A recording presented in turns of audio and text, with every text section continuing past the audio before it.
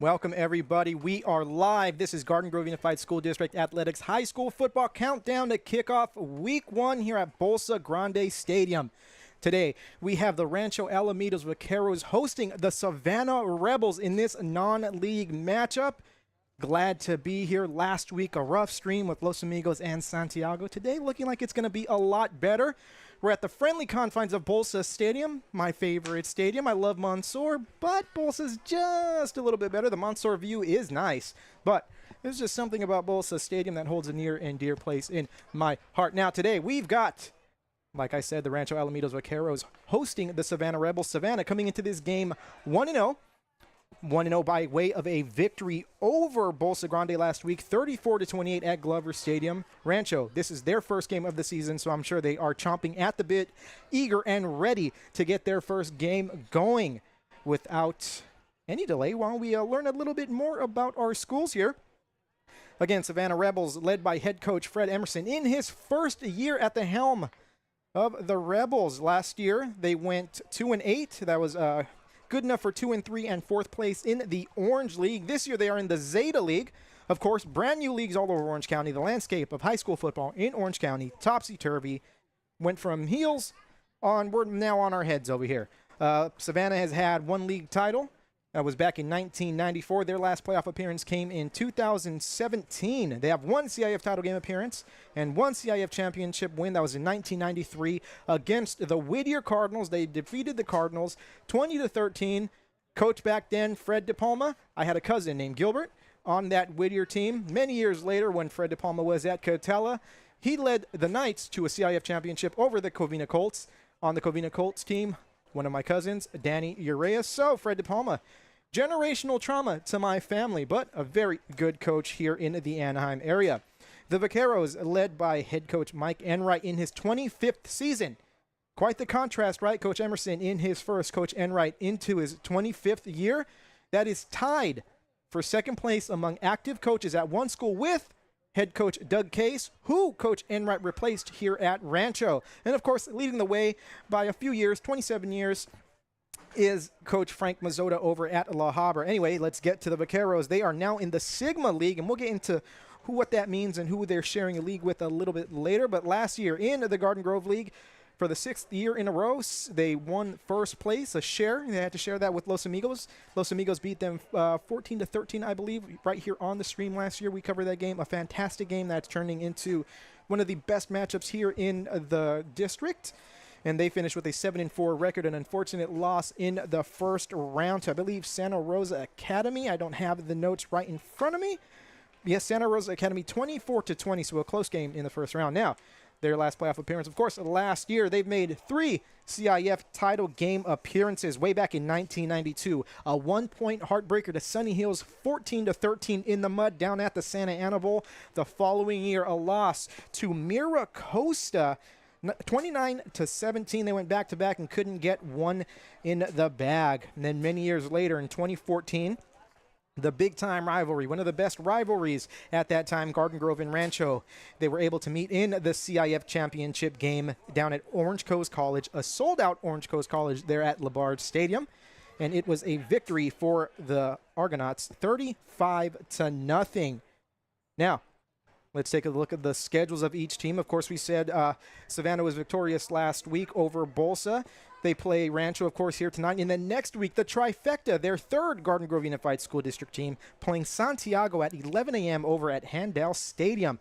So, if you're doing the math, Savannah plays more Garden Grove teams than Rancho and Los Amigos, and as many as the rest. So, they're looking like they're trying to get into the Garden Grove Unified School District vibe themselves over there on Crescent Avenue. Now, following that Santiago game, they travel to Costa Mesa, host Anaheim, host Pioneer, start their league schedule, the Zeta League, like I said, against Magnolia. Then they face Saddleback, Century, and Godinez. As for Rancho, of course, tonight, their first game. Next week, they travel to Glover to play Anaheim. Then they go and they play some Santa Ana schools.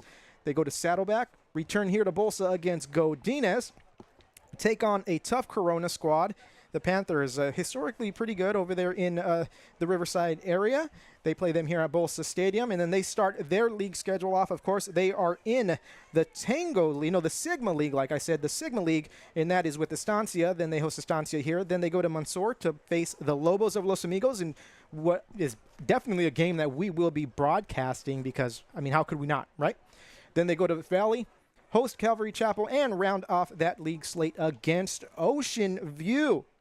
Now, this is not the only game in town this week, only game tonight, but tomorrow night we've got a full slate of games. We've got Silver Valley at Los Amigos. Los Amigos hosting a game on campus. They did that a few times last year. They like the way it plays out. So they're going to be playing right there at the Den of the Lobos, right there on New Hope Street tomorrow night. Then we've got La Quinta facing that same Godinez team that you've seen mentioned a few times in the last schedule. And then the game of the week for tomorrow night, not game of the week, this is game of the week 1 tomorrow, game of the week for Friday, crosstown rivalry, Garden Grove, Pacifica. We'll talk about that a little bit here and there tonight. Deep down, I hope they tie. Got to be subjective though, right? So we'll talk about it. I'm thinking maybe Pacifica's got a little bit of a slight edge in there. We'll get to that later. Then Santiago traveling to Westminster to take on a tough Westminster Lions team. Now, let's take a look at what happened last week because it might be week 1, but it's high school football, which means the first week is really week 0. Back in week 0, right here on the stream, you heard it, didn't see it, kind of heard it. Los Amigos took care of Santiago 45-7. Next night over at Mansour, Garden Grove took care of Bellflower 42-0. So the points were flying at Mansour Stadium on Thursday and Friday.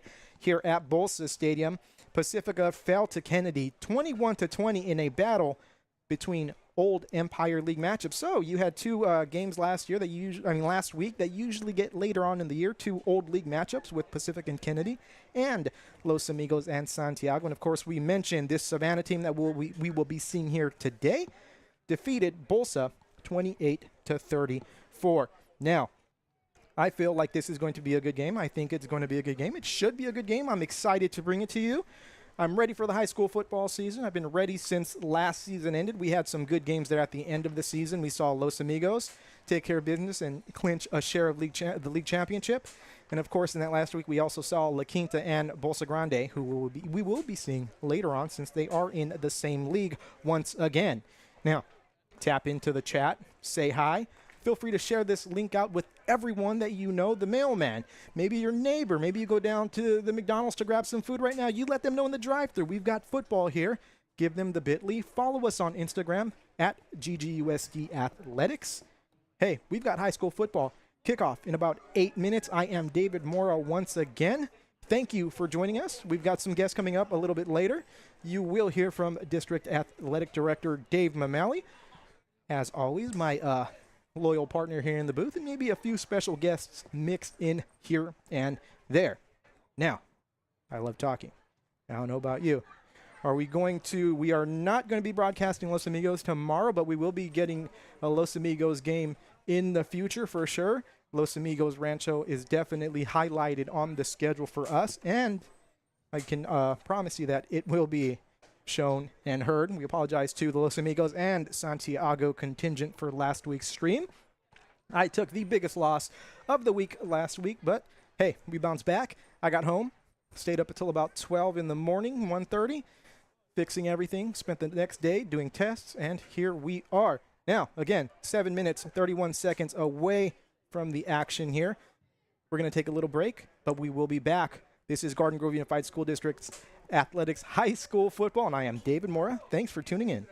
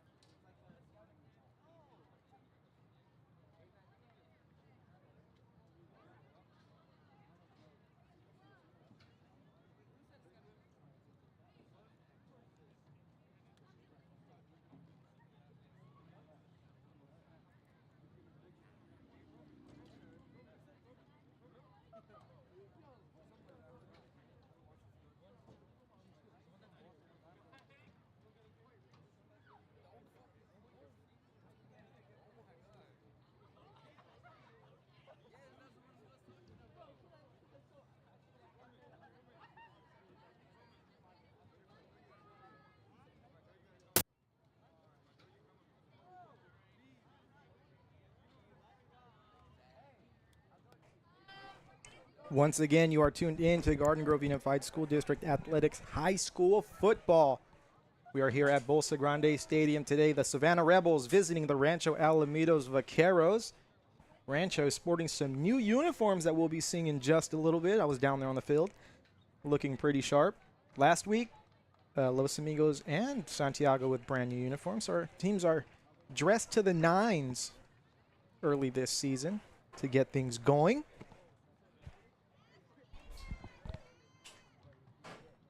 Of course, we have a Garden Grove Unified School District, Anaheim Union High School District matchup. Our neighbors to the north. We find that a lot of our teams do play the Anaheim teams and vice versa. Along with the Santa Ana teams, they seem to match up well. Loera, of course, in a league once again with La Quinta, Santiago, and Bolsa, along with Anaheim. So that's a new Anaheim league or a new Anaheim team that we'll see. To the first game of the Rancho Alamitos football season, Vaqueros. And of course, Rancho, they're in the Sigma League with a few Santa Ana schools. We're going to have the national anthem right now, so we'll take a little break.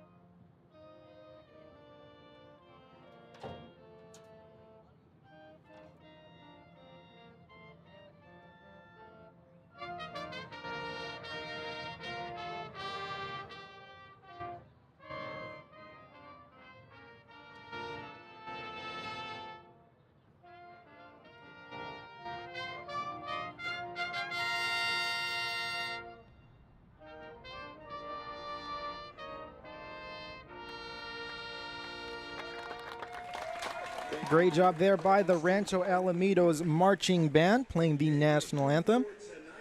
We're about 3 minutes away from the action here. Of course, we're going to bring you the coin toss, and we'll call out the captains.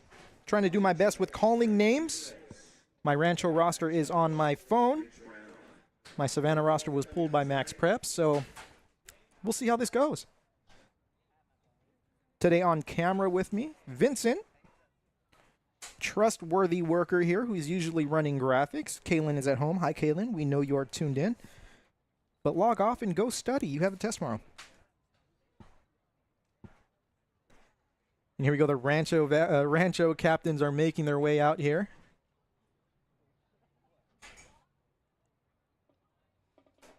So we have number 27, Cruz Gonzalez. Number 75, Carson Labossiere. Number 6, Vincent Gentile. And number 2, Jacob Vasquez, your captains for the Vaqueros. Now the captains for the Rebels, we've got number 5, Jake Dorsey, who we've seen over the last few years as we've covered Savannah quite a bit on these streams.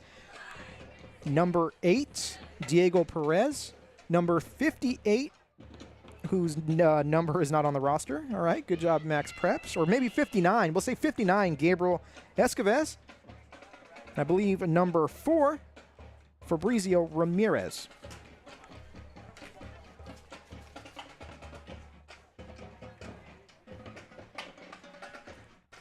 Feel free to hop in the chat, say hi, get a shout out.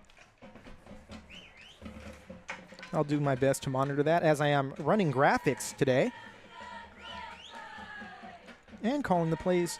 I was going to try and take stats, but yeah, not going to happen.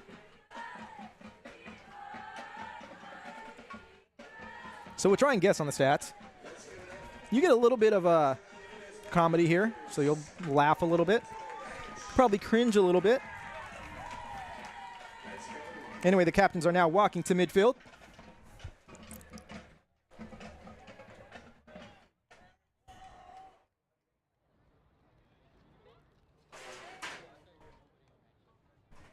You'll hear a lot of noise. These booths are very noisy, like big metal boxes. Here we go. Captains shaking hands. Referees explaining a little bit of things. They want no nonsense. No rabble-rousing. Go to them if you have a problem. Things like that. I do a lot of these calls like radio, so, you know, you hear a lot of descriptive kind of commentary.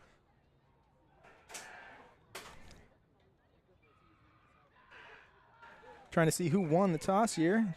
Actually, they haven't even done it. They're showing each team the coin, making sure that it's not two heads, not two tails. There's no funny business going on here. Flip is up, coins in the air, coins in his hand. Let's see. Looks like Rancho has won the toss. They have deferred.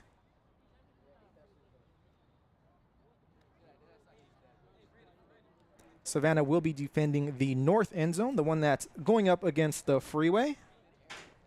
Who's favored to win here? It's really hard to say this young in the season.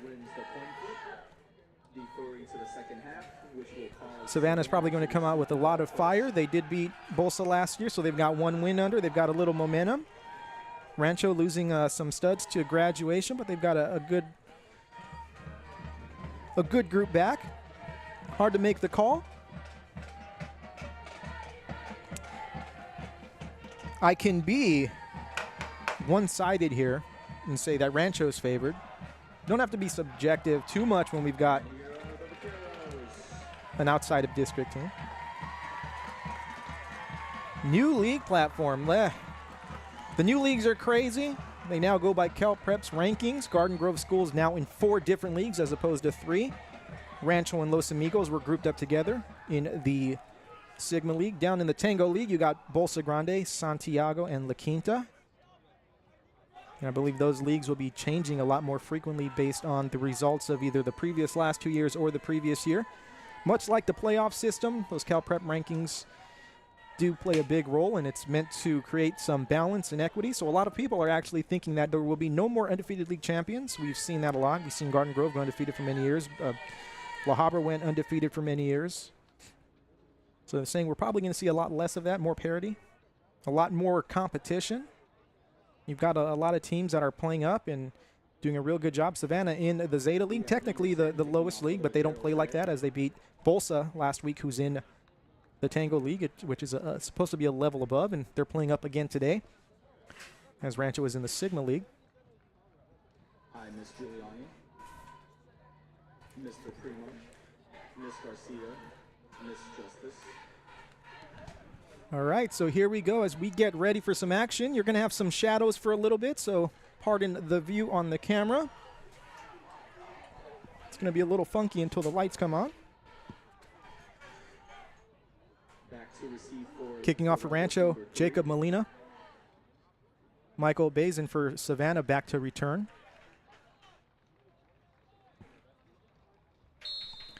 Actually, let's get to our game time. There we go. And we'll see what's going on. There we go. Here we go. Rancho kicking off the ball. This ball bounced at about the 23. It's bobbled. That's on the ground. Oh, that's a nice kickoff by Rancho. Savannah going to start with the ball at their own 15-yard line. 14-yard line, where the Rebels will take over 1st and 10. So 1st and 10 for the Rebels. Are calling it the 14-yard line.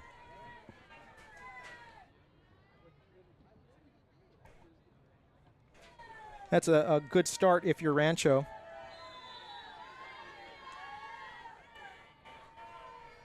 So here we go. Let's see what Savannah does. They've got 4 wide receivers, shotgun formation.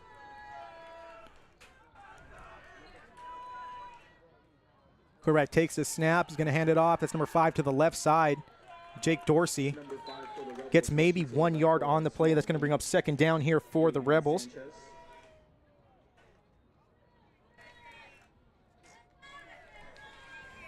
Again, we're going to try and get these numbers here for you. Pacifica is in a higher league. Los Amigos and Rancho are in the same league. Pacifica and Rancho in the Sigma League. Pacifica in the Omnicron League, and Garden Grove in the, I believe it's called the Kappa League, so they are the highest rated team, as it looks like Savannah will, or the refs are calling a timeout for a little bit of uniform nonsense. Refs really mindful these days about making sure everyone is uniform.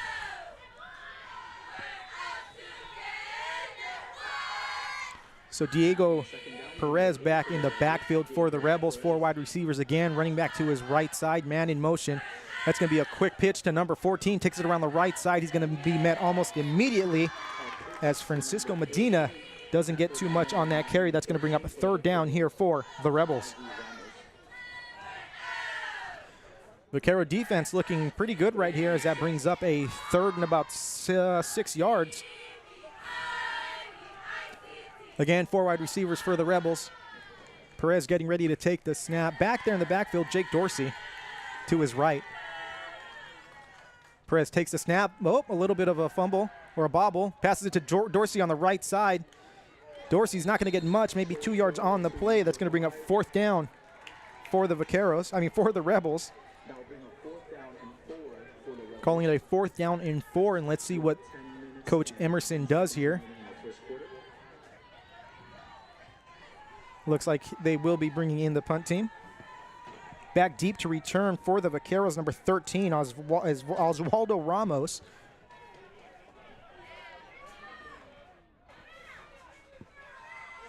Number 13, Ozzy Ramos, back to receive the punt. Back to punt for the Rebels, number 4, Fabrizio Ramirez. We're going to have a timeout one more time by the referees.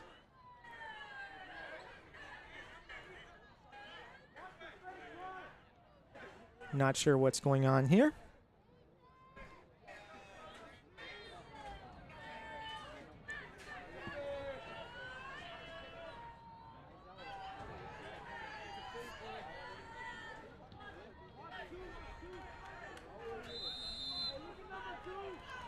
And it's going to be a pause in action here. We have a timeout by the Rebels. So Savannah taking a timeout. In the half. It's their first timeout of the half. Let's try and mark these things down here.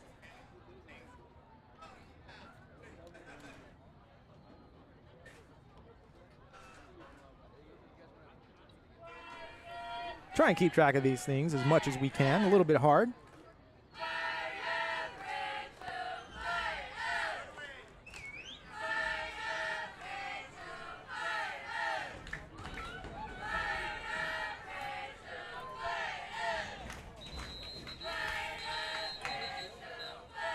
So looks like a lot of confusion here for the Rebels. You would think that maybe they were the team with the first game. And we have our first special guest up here in the booth. Let's get her set up really quick. Here we go. Let's get you set up. That's the blue one, right? There we go. Can you hear me? I can hear you. Miss Linda Giuliani, principal of the Rancho Alamitos Vaqueros. How's it going? It's awesome. Welcome back. So excited for the first game. You know what? Me too. This is our first real game because last week our stream was a little wonky. And this is going to be a nice punt for the Vaqueros. They're going to get the ball on the right side of the 50 as it rolls to about the 46-yard line. The Savannah player trying to will it to go a few yards. So good start, right, if you're a Vaquero supporter? Yeah, I got right on the kickoff. He was right down there. Perfect. You want to set the tone early. That's what we That's want. exactly right. We can't. So last week, Hitting them hard. Savannah beat Bolsa. We can't do it 2 weeks in a row. And they okay. play Santiago next week. So Got it. We will set can't. the tone. Set the tone. We gotta get it back on the right track here, as the Vaqueros go out for their first drive of the half of the game. So Ms. Giuliani, how have things been going here in the young school year? So well. It's been such a nice start to the year. We had back to school night last night. We've had a few flag football games. It's just been great. And that is the one exciting thing that we've been talking about a lot. We had last week a few. That's going to be a completion right away to number 4. It's going to be more than a completion to 10-5. That's going to be a touchdown for the Vaqueros, as I forgot to even switch the downs there. So right away, number 4. I think that was Johnny. The number, Johnny, how do you say that last name now that you're here? Let me say it. Zodi. Sotleel, I think, or something. You know what? Mr. Primo, when he comes up, will tell you exactly how to say it. See, there we go. Mr. Primo will be up here. So number 4, Johnny with a beautiful catch. Nice. Vaqueros on the board early here. Good field position.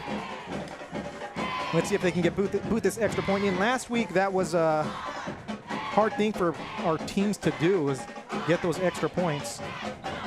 There we go. This one, there we go. We got the extra point. There we go. 7-0. Oh, wrong team. That's what we do here. It's a Maybe little. that's because I'm in the way. There we go. We're gonna let's switch sides here. So there we go. Okay. And this is what I love about high school football. It's the band. Oh, I know. I always love the band. They create that atmosphere. Yeah. They get to line them up as they come out on the field. It's fun. No, it's perfect. All right, here we go. I lost my. There we go. There's my Savannah roster. So Rancho taking an early lead here. 7-0. Try to take stats. We're going to stop that. We're just going to stick to rosters and making sure our graphics are right. So yeah, girls flag football, brand new this year. Fun. I love seeing the pictures. I got to get out there. Yeah, it's get nice. some video going. It's like a really nice way to end the day outside. The girls are having a great time. They're getting better and better. But on both sides, every school I've seen, they just are getting better as the season's going on. And to have some varsity games on those fields is awesome, right? Yeah, Because our football teams play at the stadiums, and that would be a good thing. And hopefully, as the years go on, there's that need for our girls to be at the stadiums. As this kick is going to go over the return man's head, in for a touchback. So Rancho's kicker. Early MVP. It was great field position both times. A little knuckleball in the first one, bobbled by the Savannah Rebels. And the Rebels, again, looking like the team who's out here playing their first game. Maybe a little bit of nerves. Rancho settled in on defense. Let's see if they can keep it up.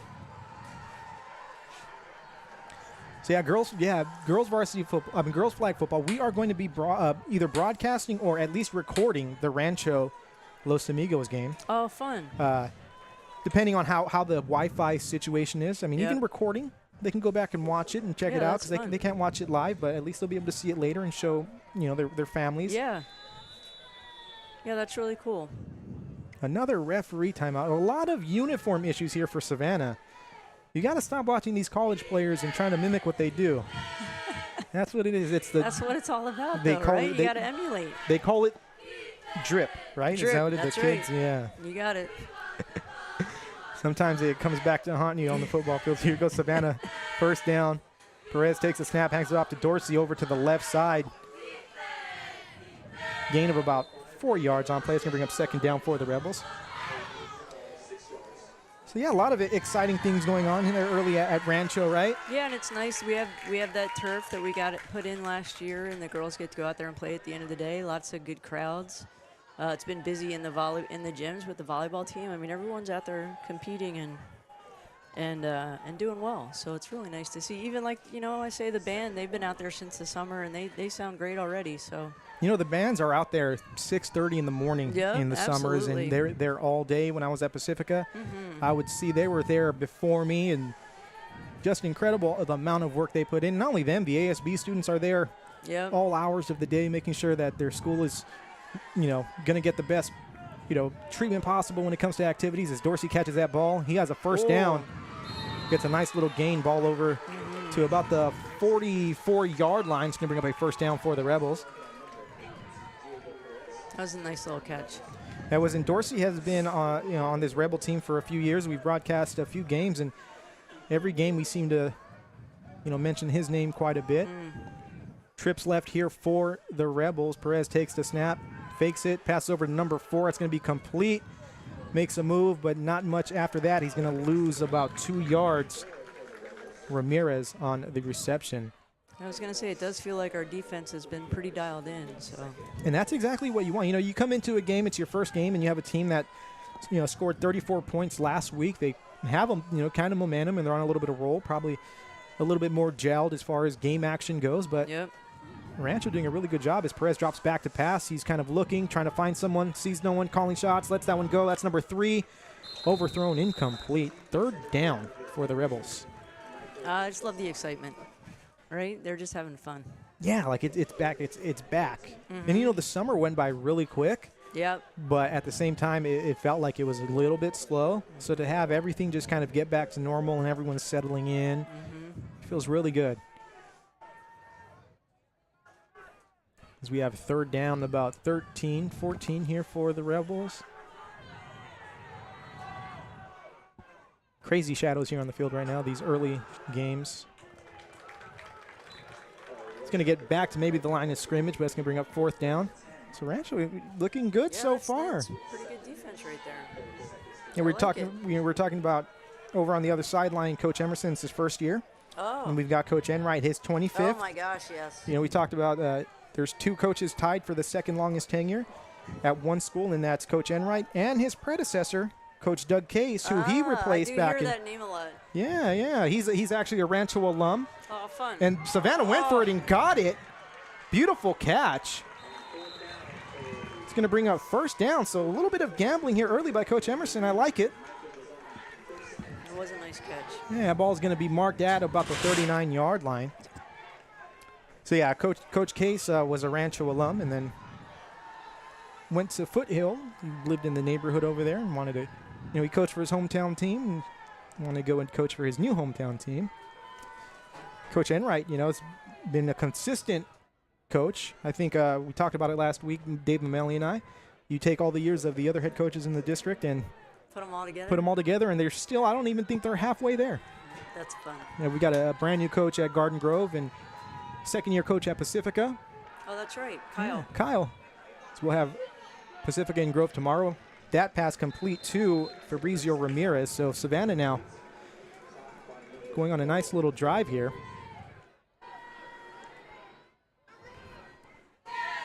I'll tell you the thing about being around Coach Enright's program is just like understanding the history, like understanding that it's the traditions of the school and the program. It's nice to see, and the guys take it on. And and there's a lot of history at Rancho. I mean, the great players who came before, being a young kid and being attached to the football program pretty much, just being around them when I was in third grade, fourth grade, fifth grade, just all those players and knowing the players that came before. So a bunch of great running backs that came through Rancho.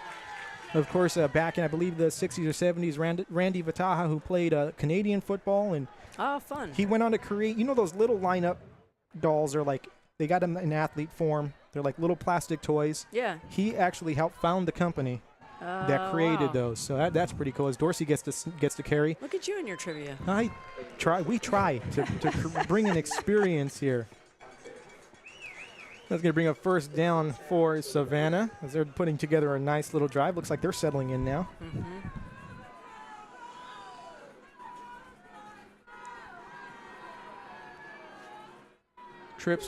Actually 3 wide receivers for the Rebels. Martinez passes it over to the left side to Dorsey.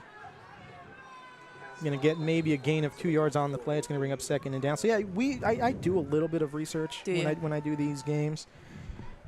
I don't know how you find time, my friend. You're a busy man. A lot of late nights. Yeah, I bet. It's just crazy. My mind wanders at night, so I figure I might as well learn these things that I'll never be able to use, be able to use outside of 2 hours. Me, yeah, right? There you go. Perez drops back to pass, feels the pressure. I thought he got him. He made a move and got away from a sack. He's going to get maybe a gain of 2 on the play. It's going to be third down. That's good pressure, though. Good coverage there. He didn't have anyone open. Yeah, so I brought it up earlier. I've got way too many connections when it comes to things. So back in 1993, Savannah won their only CIF championship. My cousin was on the Whittier team that they beat, and he's never forgotten it. Years later, that same coach who led Savannah to that championship was coaching at Catella. They were playing Covina for the CIF championship. I had a younger cousin, Danny Urea, on that Covina team, and they ended up losing to Catella. So I call it generational trauma for my family. I was going to say they doubled down on the family. That's a shame. Yep, exactly. Sorry for that. Yeah. We will survive. We will get over it. Forgive but not forget. Exactly. And he'll probably retire by the time the next generation is out there with a chance to beat them. As long as they all know the stories, right? Exactly. Trips right here for the Rebels, and it's actually 4th down. They're going to go for it, and they're going to get it, and that's going to be a touchdown.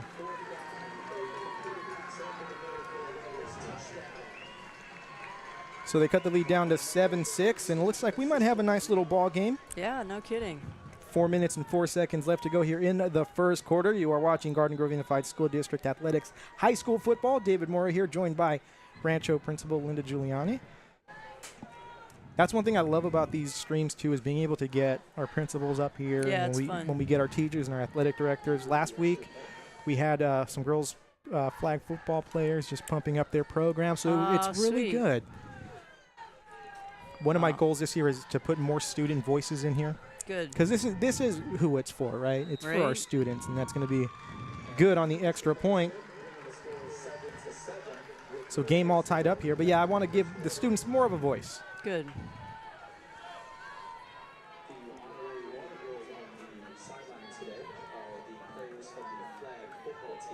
Oh, there we go.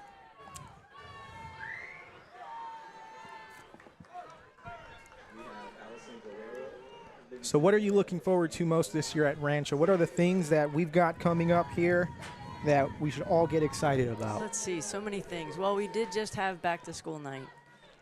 So that was really super. It was a great night. It was right after a flag football game, so lots of the families came afterwards and got to visit teachers. I think every year that's what I look forward to the most, is seeing those connections between kids and their teachers grow, their coaches grow, and really just with each other. It's been such a nice atmosphere on the campus, and it's really been it's a pleasure to go to work every day.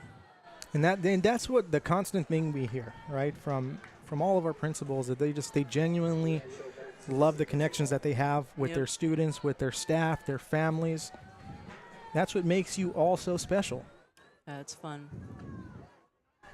It's always nice to look back on a year and see all the things that have happened, from homecoming dance all the way to the end of the year, prom and graduation. It's there's always lots of stuff, but it's all about the kids. These days, they just seem to go by so quick. Mm-hmm. That kick's going to be fielded at about the 11-yard line by number 1. He's going to take that ball to the left side. It's going to be a nice little return. That was a nice run. Joe Vasquez there on the return. So Rancho going to start with some not too bad field position here.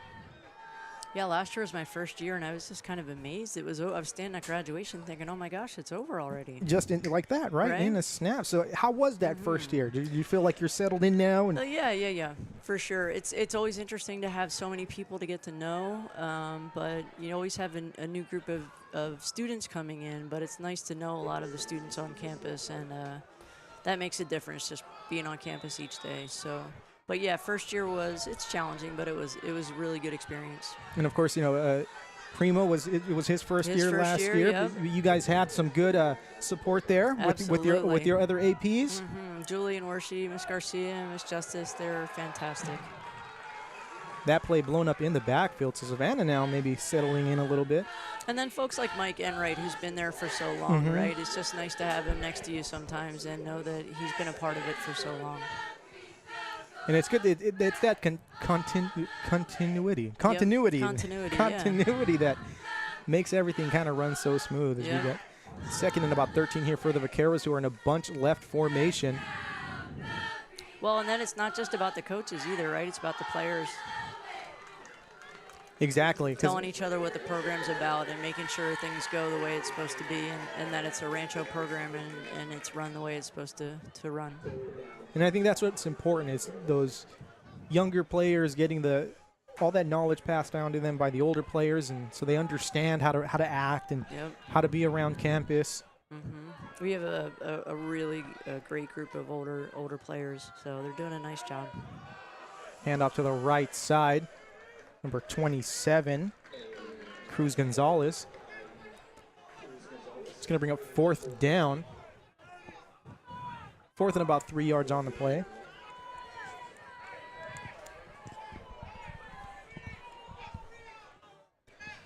Little over 2 minutes left to go here. We got a flag on the play. This is going to be a free first down. Or is it going to be on Rancho? Oh, it's going to be on Rancho, so no free yards. That's not what we want to see. It is not.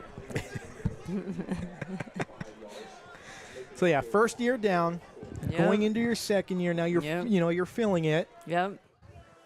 So, like, in the second year for principal, what does that look like? So now what are you looking to kind of, like, do? Well, I think, a lot of it, ultimately it's down to the classroom and the things we do in there for our students. So our teachers are really committed to seeing, how our students have done and what we can do differently and what more we can do. So that's one thing. And I think just continuing to build a community that's a positive place to be. Bad snap by the Vaqueros, and they're going to get that ball off barely. Got it off, though. It's going to roll. It's going to take a okay roll compared to where it could have been. I wasn't sure he was going to get that off. Yeah, it looks scary there, but, hey, you make the best out of a bad situation. I really think if you have those two things, you have a strong community and you have teachers dedicated to giving our kids the best education they can, you can't go wrong. Yeah, that word community, that's the big thing. That's the big thing. And sometimes that's the hardest thing to build, but once you do that, it's like a snowball effect, right? Everything just kind of falls into place. Yep.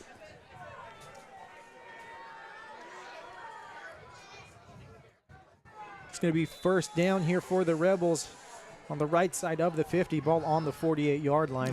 I'm feeling an interception. There we go. I like it. Right? If it happens, putting it out there. If it happens, you are not leaving this booth. Like you will be stuck here. So I don't know. Maybe an incomplete. We'll call it a sack, and that's a little bit less. All right. 4 wide receivers for the Rebels. Perez getting ready to take the snap. Dorsey to his right side, man in motion. Hand off to Dorsey to the left side. Beautiful tackle there. So there you go. You're not stuck here. Yeah. We'll do it for that play. All right. Just in case it happens. I appreciate that, David. I think you saw me panicking just a little bit. You turned a little pale. You're like, wait a minute. Perez takes a snap, drops back to pass, rolls out to his right, feels some pressure, gets away from it. He's going to get a nice little gain out of a broken play there. It's going to bring up third down here for the for the Rebels, who are going to be in 4-down territory, obviously. There's no way they'll punt this ball.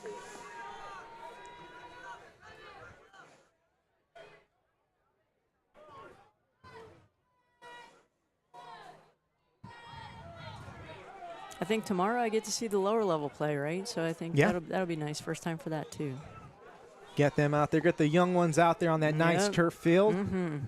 They have no idea how great they have it. That grass had been the same since 1994. Pitch out to the right side to Dorsey. He's going to get maybe 2 yards on the play. It's going to bring up 4th down. 4th and not too much, huh? Not too much. It's a shame, too, that all of our schools have these nice fields, and I'm not sure if there's a youth program in Garden Grove anymore, but when I played junior All-American football, we played there at Rancho, which was always special for me to grow up there and play football there. Field might not have been the best, but hey, it was something, right? Yeah, it was still fun, right? Yeah, it was awesome. I remember after Friday games, the football players would be there working out and watching film, and they'd go out to watch us younger players. Oh, I love that. So that was really cool. Yeah, I love that. It's like maybe a timeout here by the Rebels to talk this over. 4th down. 7-7 tie here, 1 minute and 18 seconds left to go here in the first quarter. David Mora here, Garden Grove Unified School District Athletics High School Football, joined by Rancho Principal Linda Giuliani. I know our guys are getting some instruction right now, right? They're getting it. They're dialing it in right now. So let's see here. 4th down play, 4th and about 2 yards to go here for the Rebels.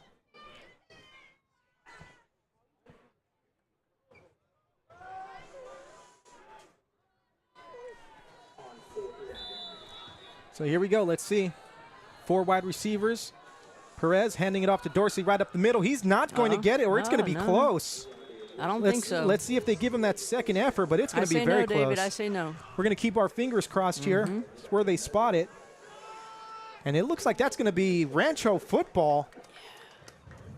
unless they do a measurement. It looks like they might do a measurement. Yeah, looks like it. But from here, it looks like or maybe the nose of the ball. Oh, no, Rancho football. So here we go. That was good work. Nice 4th down stop there by the Vaqueros. Like That's what we like to see. And I mentioned earlier, beautiful new uniforms. Yeah, they look great, don't they? I'm a big fan of the UCLA stripe, I like to call it. So yep.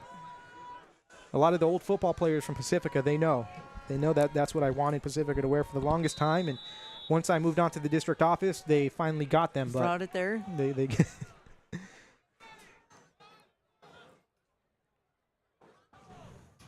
Yeah, they look good. Yeah, very surprised because I know they had some new ones last year that looked really good, but these ones, colors just really pop. Of course, you can't go wrong with green and gold. Beautiful run there. Cruz Gonzalez on the run, gets a gain of about 5 yards on the play. As we see the man himself walking up here to the booth. See? He knows when someone needs a sub. Yeah. He understands my limits to my football ability. Yeah, Linda, we will let him sub you out if you want to get back down there. We need some admin down there to bring them some good vibes. Well, see what happens. One left, and it all went crazy. The first thing we need for Mr. Primo is Johnny's. What's Johnny's last name, Mr. Primo? How do you say Johnny's last name? Zoto Aikal. Zoto Aikal. All right, we're gonna get that. No, I think. There we go. You good? Can you hear? I can't hear you. You can't hear me? Now I can. There we go. Okay, there we go. There we go. Let's see. That's 3rd down here for the Vaqueros. How you doing, bud? I'm doing great, Nice Mr. to see Primo. you. It's fantastic and great to see you, especially now that you're at Rancho. Second year, yeah. Second year. There we go. Vaqueros looking to pass. That's a beautiful There we go. catch and a That's first nice down. catch. What a Ozzy. great catch. Good catch by Ozzy. Ozzy Ramos with the catch there. First down for the Vaqueros. That catch actually reminded me of watching girls flag football. Number 24 on our team, Lindsay Moya. She's actually helping out with the water tonight. I think that's another thing is the support that both teams are giving each other. When at flag football, when a girl made a juke and scored, the boys were hooping and hollering and having a grand old time. So that part's really good. It goes back to community, right? That's part of it. They're welcoming them into that community, that fraternity of football. Yeah. Right? I was talking to the Santiago girls last year and just talking about the importance of them being there, the first team to start building on that tradition. It starts with them. How are they going to leave it? What legacy are they going to create to pass down? And being included in the school. We're getting some students who may not have been involved in something at school now being involved. And, we all know what it says about when you're involved in something, you do better in school. Yeah, academic skills, right? Correct. Personal skills. What does that lead to, Mr. Primo? Lifelong. She stepped in. You see how for the me. principal I know. steps in for the AP? I couldn't risk it. Oh, wow. No, you know what? In Mr. Primo's defense, I know it was a dramatic pause. I know he knew I was it. waiting for you to finish. I didn't want to be rude and cut you off. I do know the 3 goals of our district. But it is great seeing the kids out here enjoying themselves, working hard, all the hours that they put in preparing for this. And I like to give a shout out to our band. Our band, yeah, great job. I think, is one of the hardest working bands that I have ever seen. They are there late, they're there early, and they just do a great job. So our band director, Mr. Austin Pauline, does a great job in enriching those kids through music. And I think our center is part of jazz band, if I remember right. Oh, I love sweet. that. I didn't know that. That's awesome. Well-rounded kids. And we have a couple others that I don't know every single student that does both, but I believe it's our center. So, yeah, the kids love the programs that we have on our campus, and it's a great community. And I think that's the important word is community. That's it, yeah. As the quarter ended, as we were talking, nice beautiful catch, catch, one-handed. Ozzy's got it. Ozzy's Having got a it. game Let me right see now. here. Let me see here. We're going to try and see if this is working right now. And it's not loading up, but we would have had the replay. It's right there if you're looking close enough beyond the darkness. But beautiful one-handed catch. Darn. Sometimes sometimes they work. Yeah. And then sometimes they don't. Well, Dave, this is such a great thing for the kids that you do. So I want to say thank you that you're doing this for the students, because I know how excited the kids get when they get to see this, even when it's recorded if they're playing, or those of you that are on the interweb out there. Hopefully you're enjoying, if you couldn't get here to see it yourself, that you're able to watch, follow along, have some fun. So thank you, David, for doing this. And you know what? For me, that's what it is all about, the students. I was at Los Amigos yesterday, and one of the football players stopped me. He's like, hey, do you do the video? Do you do the stream? I'm like, yeah. I love that. He's like, he's telling me, hey, I'm number 66. So it feels good. And this is exactly who I do it for. We do back-to-backs. That ball is nicely thrown into the end zone. PI. There we go. Flag on the play. Even I know that one. There we go. See? Right? Even I could have Miss called that. Giuliani got that one. All right. Yeah, it's for I do this for the students. I mean, we've got Vincent here helping out. He's doing it for the students. Right. Kaylin, who was a Rancho student, did the right thing. Stayed home to study tonight. She's got a test tomorrow. Yeah, it's oh wait. I mean, yes, I'm glad that I'm an old football coach, so I'm sorry. Some days I forget. I think back to being an old football coach, and I coached in Garden Grove Unified for many years. Just so don't mention the school. I won't mention the school or the year, because it was last century when I started. So. It was a long time ago. I've been doing a lot of research for this new college football game to create uniforms for the for the custom teams. So I've been looking at those old yearbooks. Okay. So I've seen that you've been around for quite a while. Yeah, I've been. I always joke around that I've been in this district 40 plus years, because I was a student. Oh. So 30. For me. So it's I'm like, wow, he's a lot older than I thought. But now I Yeah, get so it. I mean, 40 years of my life, and being 42 years old. But no, 40 years of my life have been part of Garden Grove Unified. So I'm homegrown, and I wouldn't want to be anywhere else. And this is a great place to work. And Oh, there we that's go. a nice go. run. That's a That touchdown. is a touchdown. there we go. Touchdown Vaqueros. Here we go, extending their lead. And that's don't know what happened here. There's a lot of madness that goes on in these streams sometimes. Okay, there we go. Touchdown Vaqueros. Hopefully the Goblins. the score showed up. There we go. Everything worked out. We bounced back. We're good. Yeah. We rolled the we The have computer goblins. Exactly. You look at you mentioned homegrown.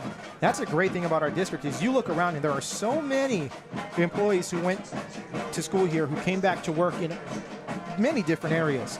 I mean, from teachers to admin, support staff, maintenance. I mean, it's great to see.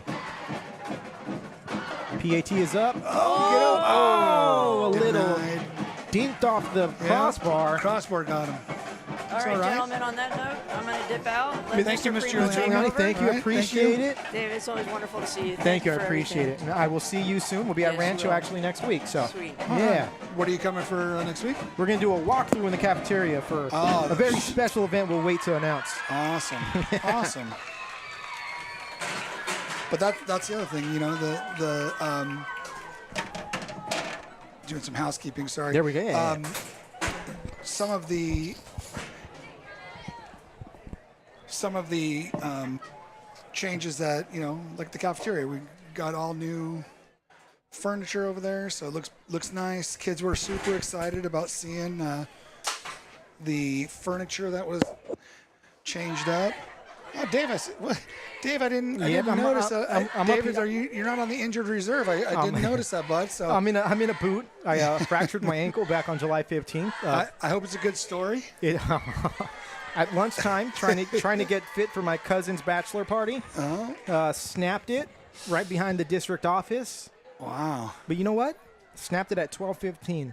Started at 12. Went back to my office at 1 o'clock. You know why?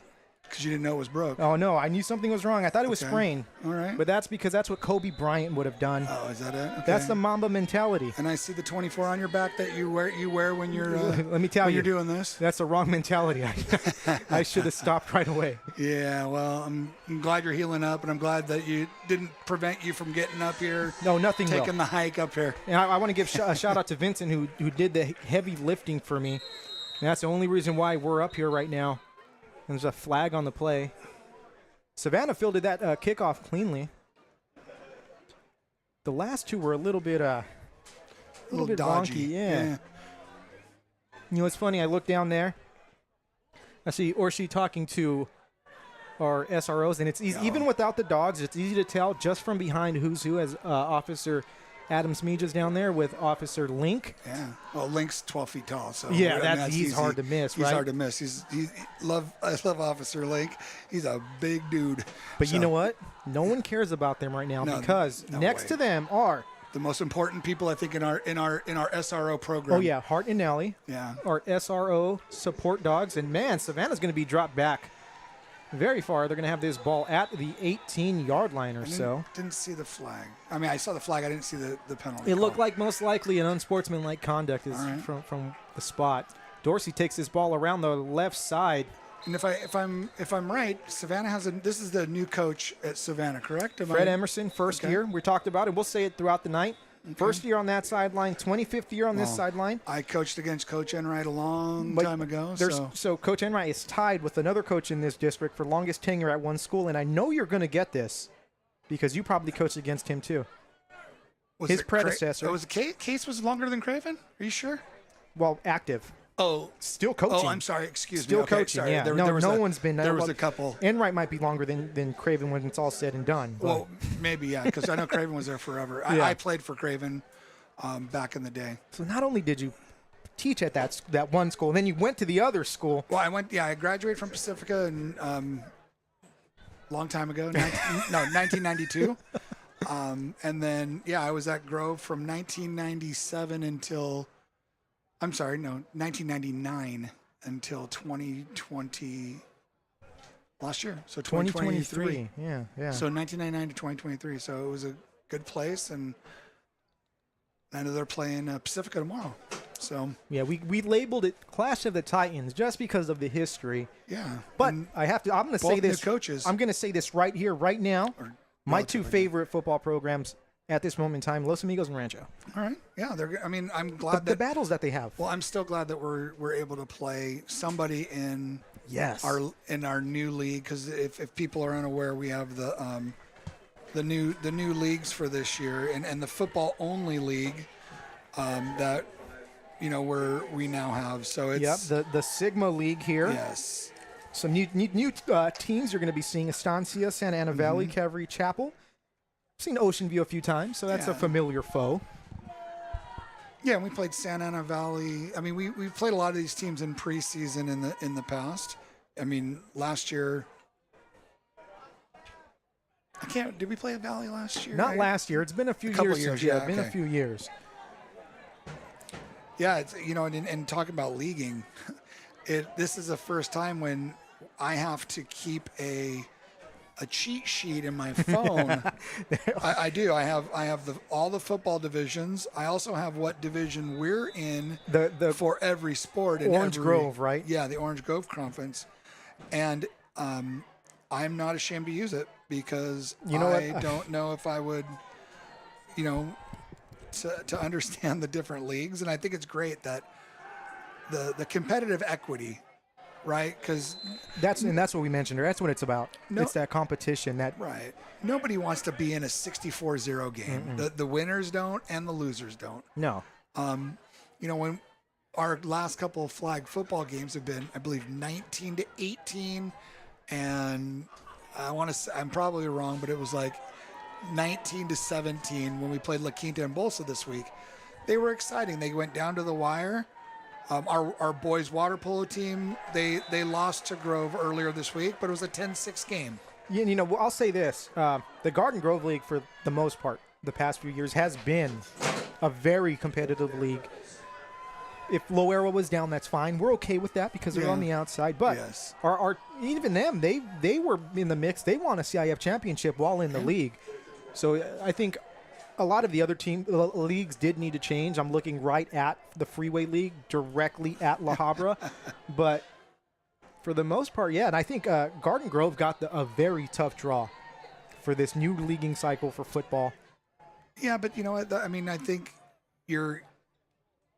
when you've been successful, and you know, they have been successful. You know, CIF championships. They've gone deep into the playoffs, and I think they're where they should be. And you know, if I don't know if they're up or down this year, I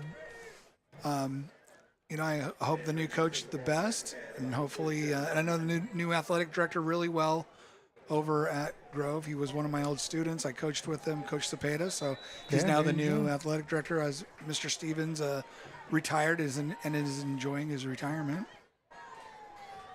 So that's Garden Grove in the Kappa League now with St. Margaret's, which is a team on the rise. A very good team historically. They're again with Segerstrom.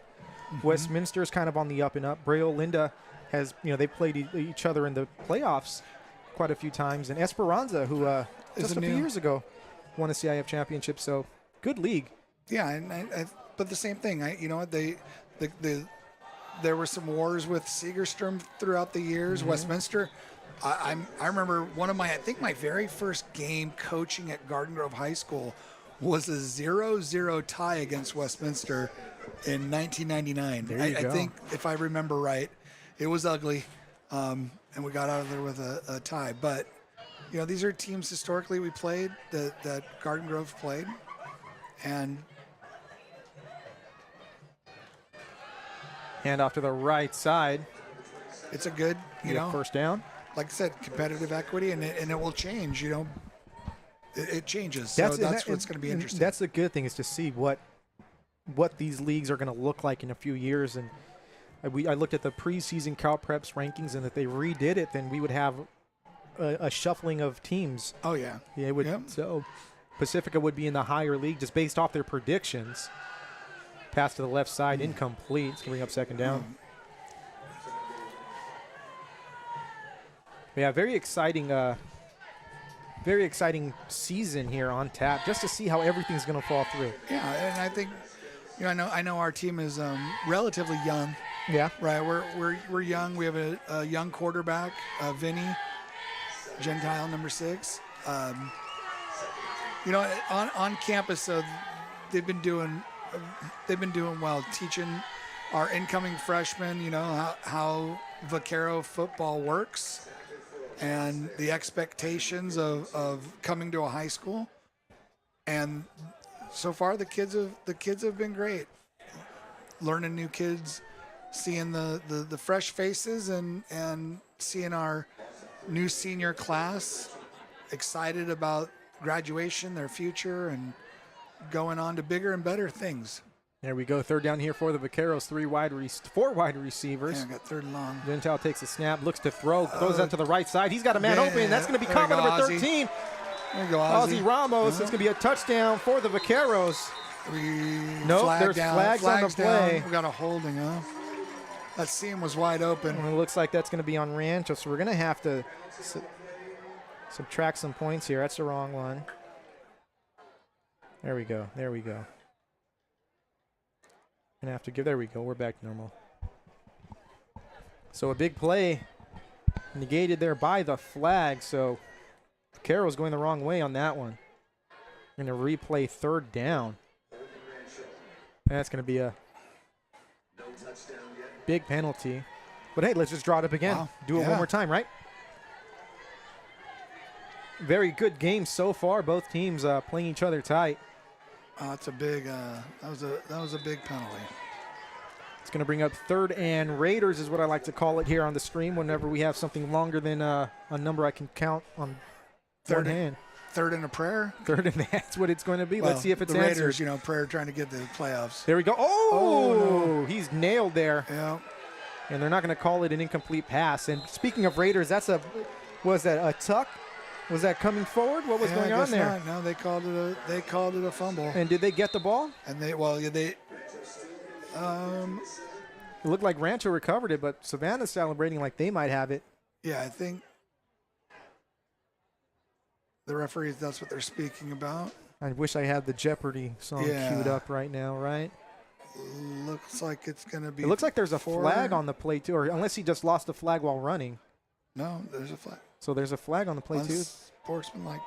A lot of madness going on. So, turn of events here. Flag on Savannah, it looks like. Yeah, unsportsmanlike conduct, but it was after. It looks like it was after the change of possession. So it's still going to be Savannah football, but they're going to be marched back. Yeah, the chain's got to move the other. Wait. Yeah, the chains. It's first. There's a lot of it's first down. We got to move the chains. Chains aren't moved to the correct spot yet. It's early in the season. Yeah. First game for the chain gang. Well, you know, and what's cool is when coming into the stadium, I saw the chains are the total opposite way. It happens. It happens. So the one of the chain but one of the chain crew guys was a student, Jonathan Biggs, who graduated last year. And you know, that shows him just coming back, and he goes, I just wanted to give back to, you know, the football program. I love that. By doing the chains, and that's a great testament to Coach Enright and his staff. To, you know, students coming back and wanting to help, not just wanting to come and stand on the sidelines, but to get their hands dirty and helping out. Perez drops back to pass, can't find anyone, finally finds someone, lets that one go, and he's going to throw that ball to nobody in particular. It's going to bring up third down here for the Rebels, who have a very manageable third down here. Not to be a sideline official, but I'm wondering on these long pass plays if they're going to start calling the lineman downfield, but they haven't yet. So when those long scrambles happen, that tends to, the big guys tend to wander off a little bit, right? Perez takes a snap, drops back to pass immediately, feels the pressure, tries to get away from it, lets that one go. 58 was almost out for a Dorsey. Pass, but that's all good. Dorsey on the reception. He's going to be short by a yard, but Savannah going for it on fourth down the last few drives. So looks like they're going to do it. And speaking of officials, you know what? And those that are out there in the internet land, if you want to give back, a great way is to first down Savannah, become an official. You know, I mean, I know a lot of times people are critical of the officials, but you know what? Nothing better than to give back. And they're always looking for officials. So especially now with flag football, yeah, there's in need of more. Mm-hmm. But we also need the fans, coaches, and players to act accordingly. Correct. With these officials who are only human. Yeah. We all make mistakes. Right, and they're easy. You know, when you don't know, they're easy to sort of. Perez feeling the pressure. He lets that one go. It's going to be incomplete, intended for Jake Dorsey. Savannah looks a lot better this year than last year. They're throwing the ball a lot more, right? And they're looking like you know, a testament. They might. You know, I know the first game jitters and trying to get especially passing. Actually, they're 1-0. Oh, this is their second game. Okay. They beat Bolsa last week, so they're on a Garden Grove Unified School District tour. Next week, Santiago. Oh, then, hey, that's good. It'll be third down here. Going to have a timeout as that last play was complete. Another to Fabrizio official Ramirez. Timeout. Oh, we have a player down. Okay. Hopefully it's nothing too serious.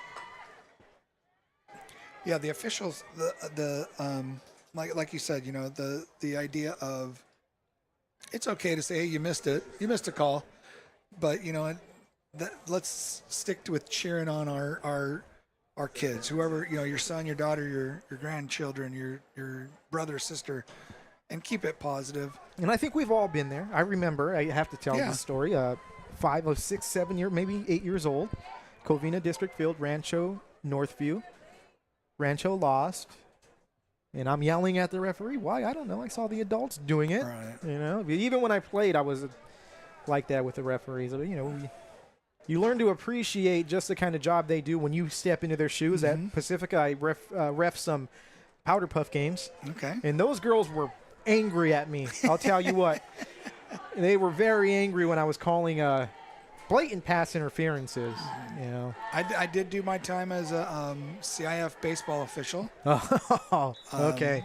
And yeah, I think I never felt any vitriol, but it was a while ago, and I hope that for all the officials out there, we do appreciate you, and we love the fact that you give back to high school athletics, because high school athletics is one of the most important aspects of high school. You know, I've gotten word that there are referees who watch these streams back to kind of look at how they're doing. Yeah. Perez getting away from that sack, getting around the right side, still on his feet. Gets a gain of about 5 yards, so he's going to turn a bad play into a positive, and that's going to be 4th down, but probably a 4th down that Savannah will go for here. Yeah, I don't see why they wouldn't, yeah. They went for the one that was, 17 yards or 16 yards, and they got. Yeah. 13-7 Vaqueros lead here. Garden Grove Unified School District Athletics High School Football. David Mora joined by Rancho Assistant Principal Greg Primo, who is now in his 2nd year there at Rancho, along with Linda. Settling in nicely there, Mr. Primo? Yeah, you know what? Now starting to. Another 1st down on 4th down. Oh, I don't know. Are they giving it to him? They're going to give it to him. Okay, that was a little close. That was a healthy spot from the Rancho assistant principal's point of view. So shout out to Coach Emerson. You know, in his 1st year here at Savannah, really setting the tone. Yeah. 2nd year, the best part about it is knowing the kids, is knowing. I know a lot of students on campus now. Last year I felt, you don't really know anybody. I mean, I knew our staff, and I've been around to know a lot of our teachers, but the kids, I didn't know any of them. So knowing the kids and coming in and getting a, hey, Primo, what's up? And how are you? Those great acknowledgments, and it makes for a great day at work. I couldn't be happier with where I'm at right now with being at Rancho, and I know, it's not just me saying it because I'm the assistant principal. I love going to work. I love being there for the kids and supporting the kids and making sure that anything I could do, and the teachers and employees, everybody. Yeah. But I really we're there for the reason why we're there for the kids, right? They're the ones why we're there, and we've got a great play. We've got a great place at Rancho. It's quite enjoyable. Yeah, that's the one thing. We were talking to Ms. Giuliani. It's genuine. You can tell. You can feel it. Right. We've got Kalen asking if Vincent's on camera today. Kalen, he is. We miss you. No, just kidding. He's doing a fantastic job, as you can see. It's definitely not me on camera. And 75 from Rancho, I believe, is the same guy from last year, if I'm not mistaken, right, Mr. Primo? Abraham Vion. Or is it? I think that's Labossiere. Oh, no, I'm sorry. Yeah, Carson Labossiere. Sorry. The same 77 guy. is Perez. Abraham. Perez is a very shifty quarterback, able to get away from the rush. Yeah, Carson. I was joking with Carson when the kids get all jazzed when they knew they were going to be live streamed, and I said, okay, Carson, I'm going to say something about you. He goes, you got to say something about me, Primo. I go, okay, because they found out I was going to come up here, and I go, okay, Carson, get to class on time, buddy. Let's make sure that's the effort. And he was joking, he was laughing with me. He said, I'll get to class on time. So we'll say this right now, Mr. Primo. Carson, if you're watching this back during class, put the phone down. Exactly. Pay attention. Any of you guys that are watching it during class, just put a pause tomorrow on morning. it. But then when you get home, watch it like 100 times so we get the views up. Exactly. And then subscribe. Yeah. Do all that good stuff. I subscribed. I actually was watching this on the sideline when Miss Giuliani was up here to make sure we weren't just parroting the same thing. It's a great. I'm going to have to miss a game. I have to go back to Louisiana for parent weekend for my niece who's at LSU. Go Tigers. Yes, go Tigers. And I will watch the game. Hopefully, it'll be somewhere online. It's against Corona, so I don't know if we're going to be doing it here, but hopefully either that or even watching the huddle. Yeah. So that's a good thing. All of our fields have the huddle cam, so when we're not streaming, all of our coaches can log on to that and take a look at the. Or live stream. Now, I can live stream, but it doesn't have the commentary. Yeah, and that's what I'm saying. The huddle is great, but with the huddle, you're not getting You're not giving Mr. Moore enough. You know, that's a big positive right there. That is. And Perez rolls out to his right, 4th down, lets it go again. It's going to be complete, but guess what? Short. First down, Rancho. There we go. There you go, boys. But I think that's something that,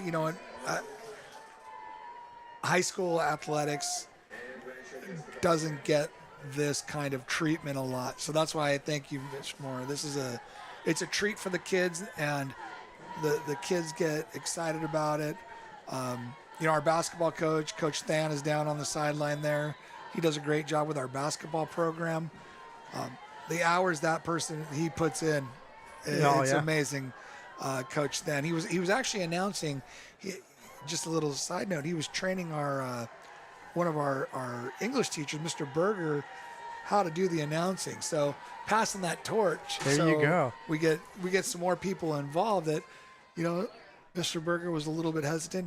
Didn't he goes, I haven't done it before, and anybody can do it. And that's a great. Oh, that's going to be a break. That's a 50, touchdown. 45, No 40, flag. 35, No flag. 30, Don't touch 25, anybody 20, behind. get away, 15, 10, 5, all There we the go. way. Touchdown, Rancho. Great play. Extending that lead. Beautiful. Outside zone. That's what we like to see. All the way down the field as the animation was a little bit late there, but you know what? Better late than never. 19-7. That's what we like to see. Let's extend this lead. 2 minutes and 7 seconds left to go here in the second quarter. And no yellow hanky. That's better, exactly. Right? No laundry on the field. Exactly.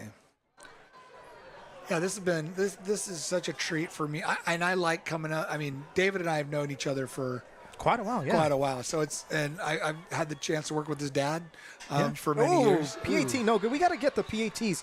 Los Amigos and Rancho kickers get together. Let's get those PATs taken care of before we stream your game. And we have a young kicker who's came out from soccer.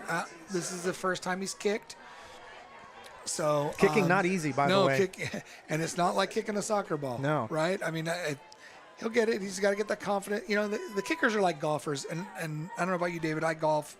I'm an avid golfer. I try. I didn't say I was good at it. I just said I'm an avid golfer. And as kicking is a lot like golfing.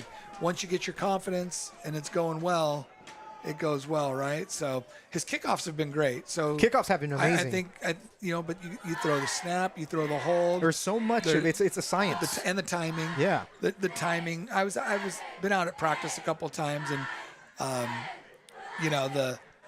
when the tee is just on the ground and you're kicking 50-yarders, it's a lot different than having a live rush. And he'll get it. He's got a strong leg. Molina, he's got a strong leg, Jacob. So he'll get it. So first game though. So and he wanted to come out for football, which was a great. It's a great testament to Coach Enright's program.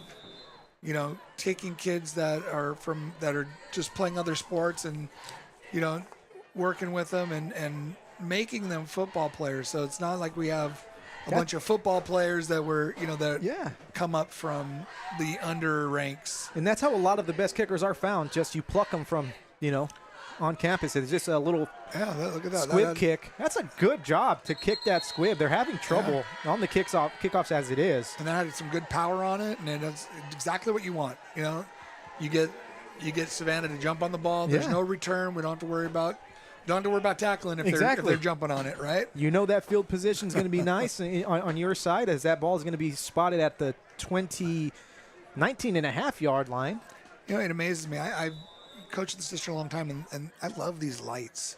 The lights we have, all the lights that we have in our athletic fields that, they're bright. I'll tell you, I've got a gripe with these lights. Okay, what is They're it? beautiful here. Okay. But as a kid, driving anywhere, being in the back seat, I would look around for the lights and try to figure out what stadium's what. You can't do that anymore because these are those neighborhood-friendly lights.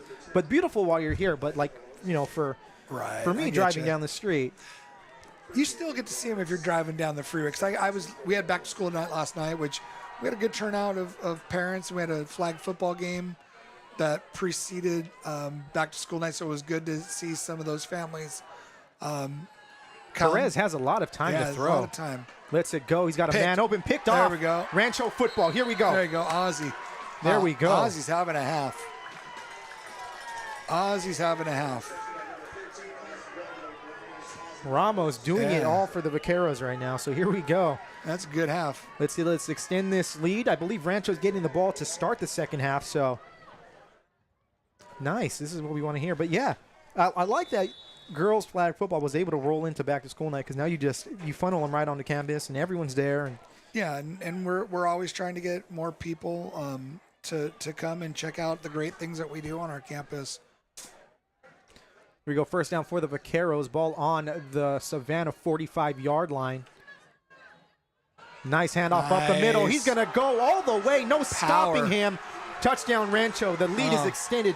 Number 27, Cruz Gonzalez. There you go, Cruz. Another touchdown for the Vaqueros.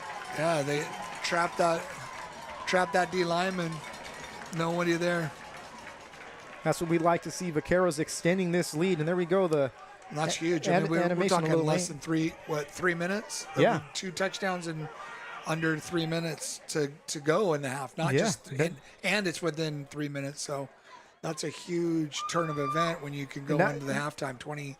Now, not only that, depending on what happens in this following drive, if you can stop Savannah, get that ball to start that second half and score again and extend the lead even more, you're looking really nice. Can't keep my glasses on my shirt. Minute and 16 seconds left to go here in the first half. 25-7, Rancho just extended that lead. Cruz Gonzalez having a time on the ground right now. They're going to go for two. Vinny, he's going to catch it, but he's not going to make it into the end zone. It's a good ball by Vinny. I like that decision. Yeah, it was a good ball. Yeah, Vinny's only going to get better. Young quarterback. He's got a great arm, Doing a good job here tonight. Yeah, he's shifty, but he's got a good arm. So he's going to only get better. I think this team is going to be one of those teams that, could have a bump in the road along the way, but it's only going to be able to get better because we're such a young team. Carson, Labassiere, who's the offensive lineman, he's one of the, mainstay seniors who was here last year. But number 75, we have Abraham that's on the defensive line from last year. So we have a couple, but majority of them are the skill positions are young. And, as the season goes on, they'll settle in, and it's all about those reps, right? You get those reps, you get that game. The game reps is what's important. Another squibber. That's like a knuckleball. Yeah. That one didn't get as deep that as you that probably one's wanted. filled it nicely. That one didn't get as deep as you wanted. But like I said, Jacob's only going to get better as well. So these you have to take, you sort of take some of the growing pains, right? You got to take a couple lumps along the way. Rancho last year took a lump against Anaheim. Very unexpected lump. Big loss to Anaheim, and they rebounded nicely and finished, in the tie for first place in league. So these early season games they're good to just kind of get some experience, but they don't define your season. Yeah. And then it's preseason. Perez is good on his feet.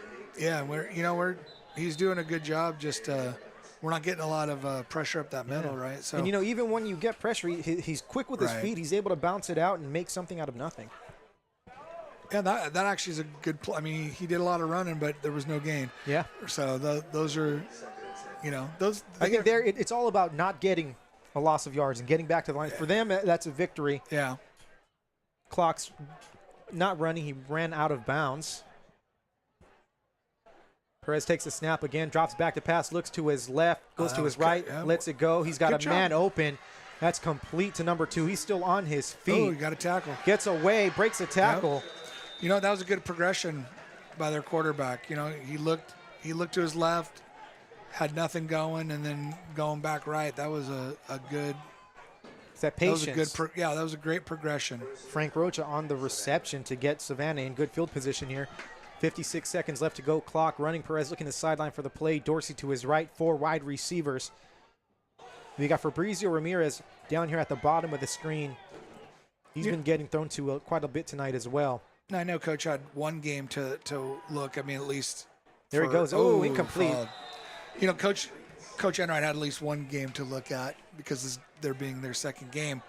It's hard at the beginning of the season because, you know, all the different wrinkles that get thrown in, and especially, you know, with a young team that didn't have as many reps, maybe they haven't seen some things. So when you get that wrinkle, it gets a little bit hairy. And, you know, even watching that tape, teams might be installing things as the season goes on. As Perez dropping back, looking to pass again. A lot of time, feels the pressure now. Lets that one go. Has a man open. That's number 6 to the right side. He gets pushed out of bounds. That's Julian Huante or number 5, actually. That's Jake Dorsey. My apologies. Dorsey on the reception. First down for Savannah, deep in Rancho territory now. Yeah, that 5 and 6 look really, maybe it's just my old eyes. Actually, yeah, it's definitely these glasses. I don't have my regular glasses on. I have my sunglasses like a brilliant person. You got a Bring timeout. my sunglasses to a night game. Timeout Rancho here. 27 seconds left to go. Savannah looking to get on the board here to at least cut this Rancho lead down a little bit. So, Dave, what do you have going on? I know, I mean, besides doing this, anything new at the PIO office? You know, we got a new person, Hannah Rodriguez, who's our new communication specialist. So she's there to help support us and kind of allow us to spread out even more. You know, trying to get things done with 2 people a little bit hard. So you'll see her around. She'll be at Rancho next week. We're going to visit on the 3rd. Okay. And yeah, we have such a big district for 2, having 2 people for such a large district. Exactly. Right? So it's just getting out there and finally getting back out to schools now that school's in and Employee of the Month has racked up. There's a guy that you might know who's Employee of the Month this month, Mr. Todd Nurk. Oh, Mr. Nurk. You know, and I have a soft, even though he's now the principal at Los Amigos, which I don't know, can I like him? You know what today is? Do you know today is Mr. Nurk's birthday? Oh, happy birthday, Mr. Nurk. Yeah. Oh, touchdown. Okay. It's going to be touchdown Savannah. Oh, the clock's still going. I don't know if the clock should still be going. There we go. Now we're all there we go. There we go. Yeah, it's Mr. Nurk's birthday today. So happy birthday, Mr. Nurk. I don't know if he's listening, but yeah, it's Mr. Nurk's. And I had the pleasure of working with Mr. Nurk as my boss at Garden Grove High School. Yep. He is somebody that I've modeled my administration career after. He's been a mentor to me. So he's got a special place in my heart for helping me, as an administrator through the years. And, I wish him nothing but the best. So they got the 2-pointer there. Unless we're playing them. And then when we're playing them, he's, But we got to do this last year when we played Los. We got to come up and have some banter. And this year I hope we get to see the same thing and do the same thing. And I'll say 2 of my favorite guests to come in here, you and Mr. Nurk. Oh, thank you. Bring the energy, bring the positivity. Yeah, it's fun. This is I and for people that don't, I told Dave, I would do this every day. If I wasn't as busy as I was, I would love to do this. This is something that I like to talk, obviously. Same here. Same here. My wife will tell you. So will mine. And so would my 3rd grade teacher, that she probably would say the same thing. They would Those all progress say, reports, huh? Yeah, excessive talking. Yeah. That's how I learned. So it's one of those things that I think giving back to the kids, like this would be something I would love to do, that when I do retire, it would be fun to come and do this with people, learn. And, I hope that this is just the start, not only for our district, but I hope other districts see it. I know other districts in the past have done it. Santa Ana's done it in the past. High schools have done it for their teams, but I really like, for us, it's a district-wide thing. It's a focus on all 7 of our high schools. And, we do spelling bees, we do the band showcase, so it's not just athletics. I try to really spread it out to give love to everyone. Right. That was a nice kick, fielded at about the 13-yard line or so. Beautiful return. Zodoakau, yeah. Okay. Beautiful return all the way up to about the 43-yard line. Well, you got 17 seconds. We see that G. We're going to see that G power. Let's see. I mean, they've scored on 2 plays. 2 plays. 2 touchdowns. 2 big plays. Let's see if Savannah adjusts. First down, Vaqueros. 17 seconds left to go here in the first half. David Mora, Garden Grove Unified School District Athletics High School Football, joined by Rancho Assistant Principal Greg Primo. I'm looking down at the assistant coaches, and I see, we have staff members that we have the teachers that also coach. One of our community safety assistants, Coach Hurtado, who I've been lucky enough to work closely with him, and the love he has for not just football, but for all the kids, and working closely with them, and so Coach Hurtado and I went to school together. So he was a senior when I was a junior. All right. He again, another homegrown. He right? blocked the way so I could get lunch during lunch. He got me through the lines. That does not surprise me. He with got Coach me through Hurtado. the lines. So I starved senior year because he graduated. Well, you know what? You had the little. I think that touchdown before half, but you know what? Having a 10-point lead into halftime, I think Coach Enright would take. We'll take it. Right? I think so. I mean, you go from a 13-7 lead, you get 2 quick scores, you give one up there at the end, but you get the ball coming out of the half. Yeah. Your running game is doing a great job. Yeah. Your Ramos is doing a great job on the ground. Your defense has been doing a stellar job, minus that last kind of drive there. Yeah, a little hiccup, right? Just those little hiccups that. And, in varsity competition, those little hiccups become touchdowns. There you go. You know right? what? We're going to bring you this halftime show. We're going to focus on the band. Me and Mr. Primo are going to take a little break here. We'll be back in just a little bit. 25-15, Rancho leads Savannah Rebels. Garden Grove Unified School District Athletics, high school football.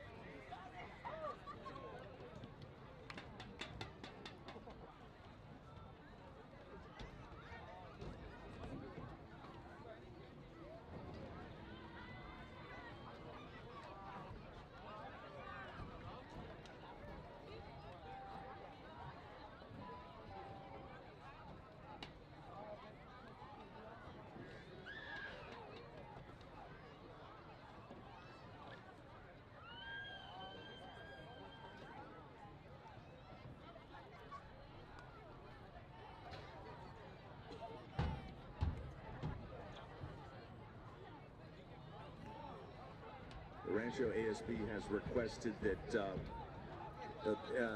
viewers in the central section here kindly move out of the way. We're going to do a special Rancho Spirit thing right here, Rancho ASB. So you might hear them asking you to kindly move aside, just right here by the announcement stand.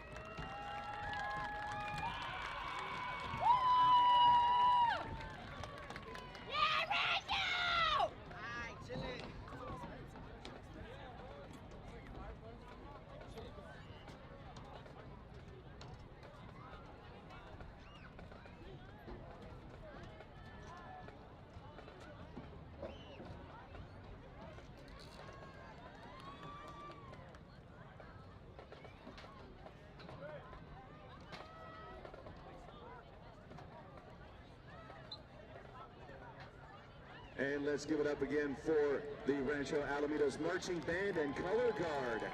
Got a nice little preview of their show for this season, under the direction, of course, of Mr. Austin Pauline.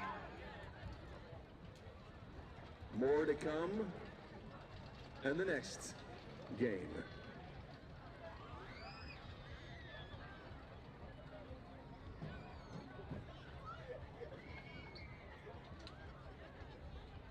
And we have Assistant Superintendent Dr. Stephanie Heflin there on the sidelines.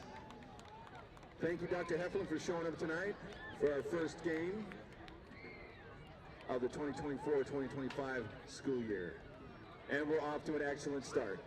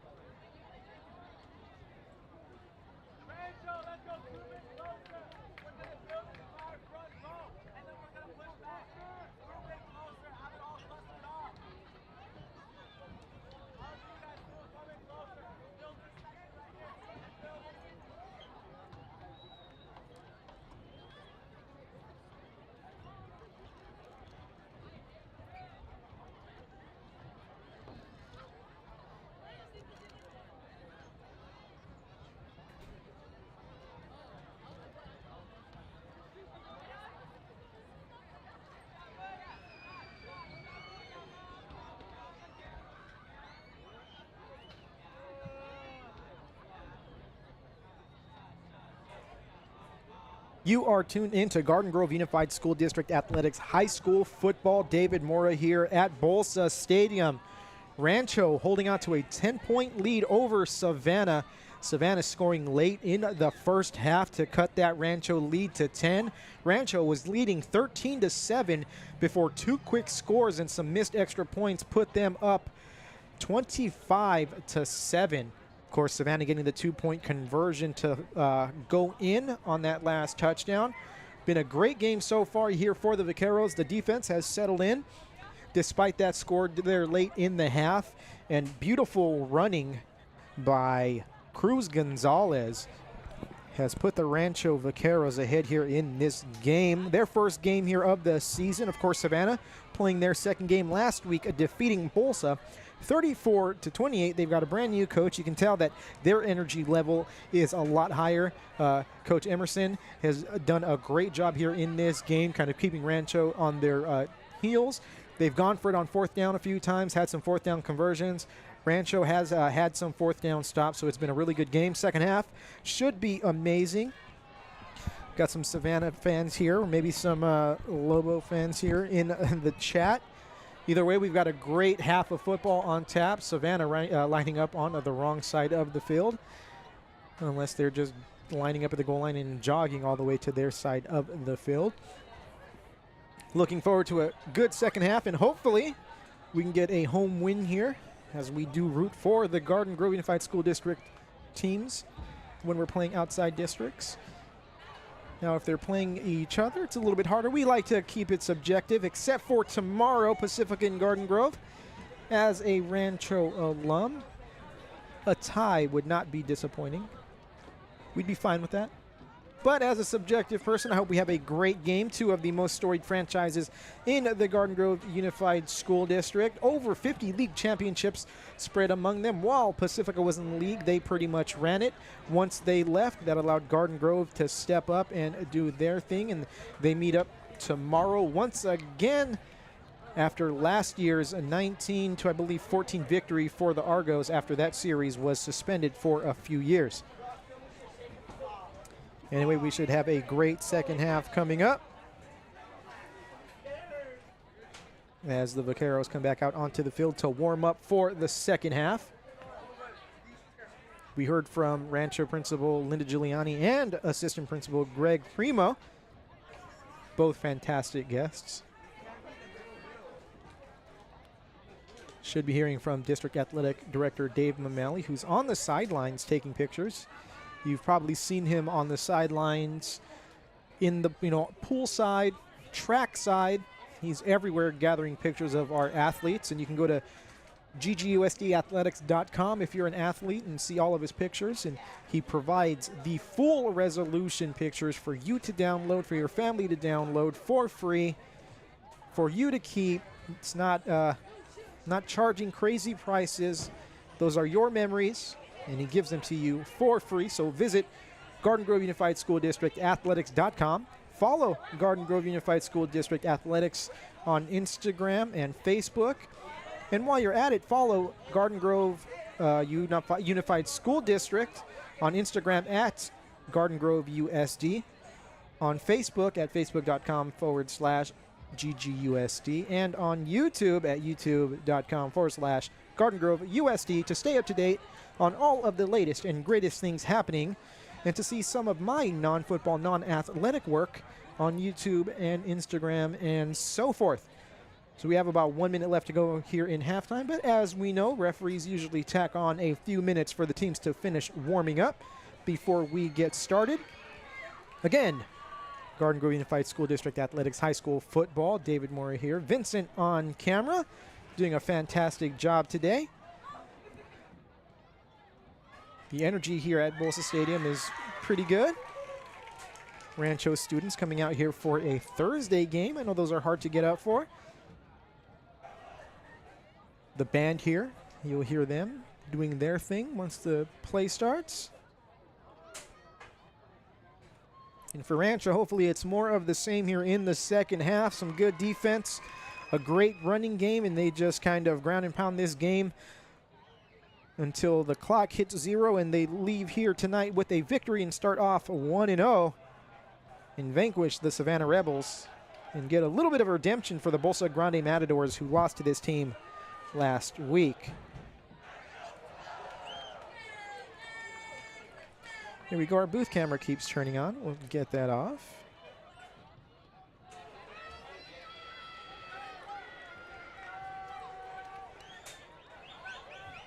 We're going to believe Savannah will be kicking the ball off, if I am not mistaken.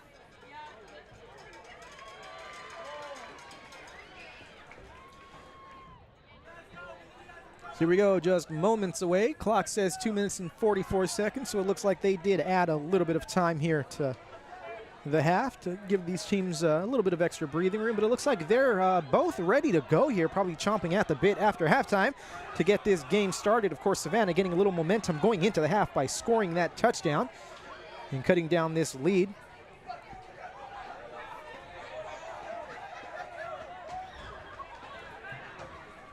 Teams just kind of, standing around their sideline, so they definitely don't need the extra time here.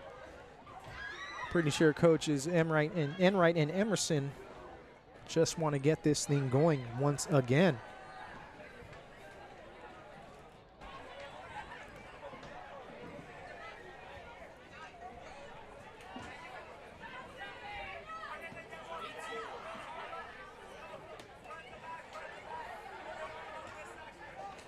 Rancho ASB out here in full force, bringing the school spirit tonight.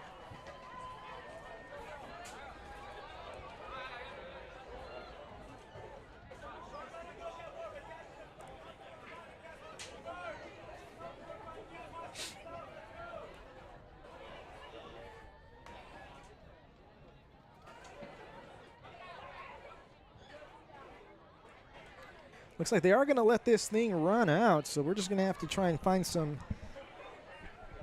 time to fill this air. Talking to Vincent here. Shout out to my wife, who's a employee of the district. Very busy, so I told Vincent that tonight I'm going to have to be a hunter-gatherer, most likely for my meal. Just old school. Going to hunt for a fast food restaurant and gather the food from the drive-thru.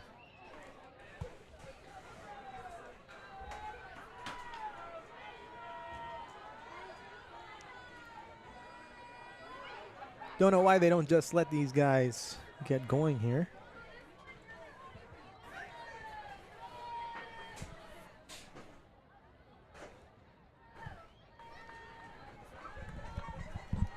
Referee's really going by the clock here.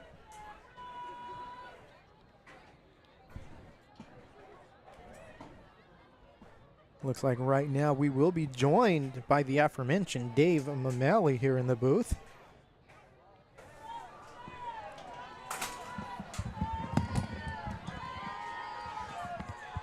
There he is, Dave.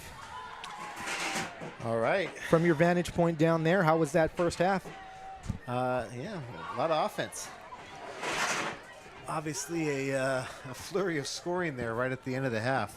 Three touchdowns in the last 2 minutes or so.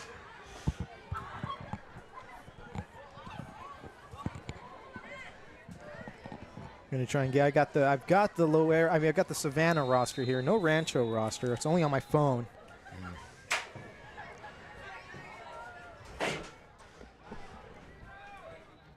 Number 2, Savannah taking off the Rancho.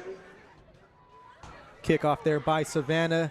Received at about the 16-yard line. Taken to the left side.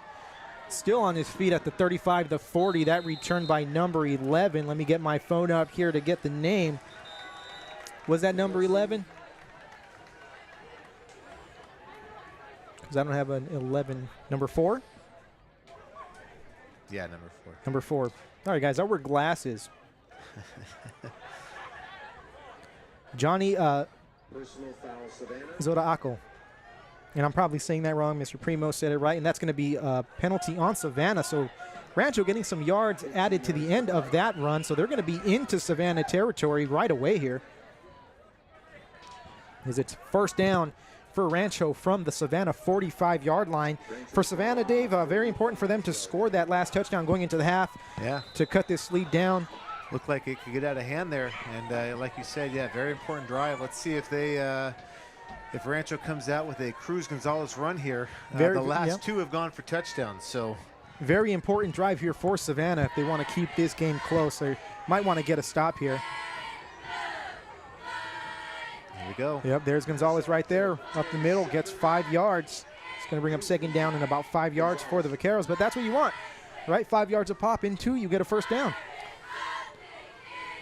Yeah, certainly a good game plan so far from Coach Enright. You saw first play of the game, we had a pass for Rancho to a touchdown, and now they're getting their damage done on the ground here, so taking what Savannah's given them for sure. 4 wide receivers for the Vaqueros here. Gonzalez in the backfield there with Gentile. Hand off to Gonzalez, right side. Tackled by number 52, Chance Saggio, whose dad was a Rancho football player back in his day. And number 25, Kyle Ferranda. Again, the legacies. Oh, yeah. A lot of connections. Of course, Chance's dad played with Coach Hurtado, who's here on the Rancho sideline. They both graduated back in 2003. 4 wide receivers once again for the Vaqueros. Gonzalez takes the handoff, goes to the left side. Good fill there by Savannah. Looks like we're going to have a 4th and 1 here. 4th and 1. I mean, hey, those last 2 runs gained some yards, so you're in that 4-down territory here. Gentile and Gonzalez in the backfield, 4 wide receivers for the Vaqueros. Receivers just pretty much taking up some space there. He sees something looking back there at the sideline. Takes the snap, handoff to the right side, goes up the middle. Gonzalez still on his feet, taken down, push forward. That's going to be a 1st down for the Vaqueros. So, yeah, great push there from Rancho's line. They were 5 yards down the field before Cruz hit the line of scrimmage. So great push. They can do that, control the line of scrimmage. They're going to run away with this game. Let's see. And again, that was a story last week with Santiago and Los Amigos. Los Amigos seemed to dominate the line of scrimmage. Got trips left here for the Vaqueros. 4 wide receivers. Gentile in the backfield there with Gonzalez. Gentile drops back to pass, has some pressure. He's going to get taken down in the backfield. Number 7, Luis Pardo on the tackle, on the sack. It's going to bring up 2nd down in about 18 yards or so for the Vaqueros. So not how you want to continue this drive. You were on a nice little run there. Now you almost put yourself in a position where you might have to start passing the ball unless you can break a nice little run here on 2nd down. Wouldn't be surprised if it's going to get to Gonzalez right now. Nope, they're going to pass. Gentile drops back, rolls to his right, has a man open, lets it go. That's going to be caught by number 13, Oswaldo Ramos. Beautiful catch there. He had another catch down here earlier in the game, a one-hander. Yeah, I actually got a video of that. Check out GGUSD Athletics. I actually just posted that, so beautiful catch by there. Yeah, Oswaldo Ramos, excellent athlete for Rancho Alamitos, multi-sports athlete. He's a big part of their basketball team as well. I was just talking to Coach On down on the sideline, and they got a lot returning, but Oswaldo's certainly a big-time athlete here at Rancho. And we love to see the multi-sport athletes, get out there and get some well-rounded experience. He's going to let that go. He just throws it up. Ooh. Kind of just threw it up for anyone to get it, and luckily no one grabbed it because that would have been a scary play there.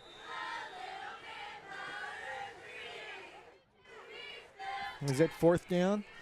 4th and long, yeah. So 4th and long. 11. I forgot to do the downs here. We got a Savannah player on the field right now. Yeah, we have the Couverts out there. Kat Couvert and her husband tending to that hurt Savannah player. They used to be athletic trainers here in our district at Pacifica and moved on to Savannah, but we know them. Good people. Savannah's in good hands.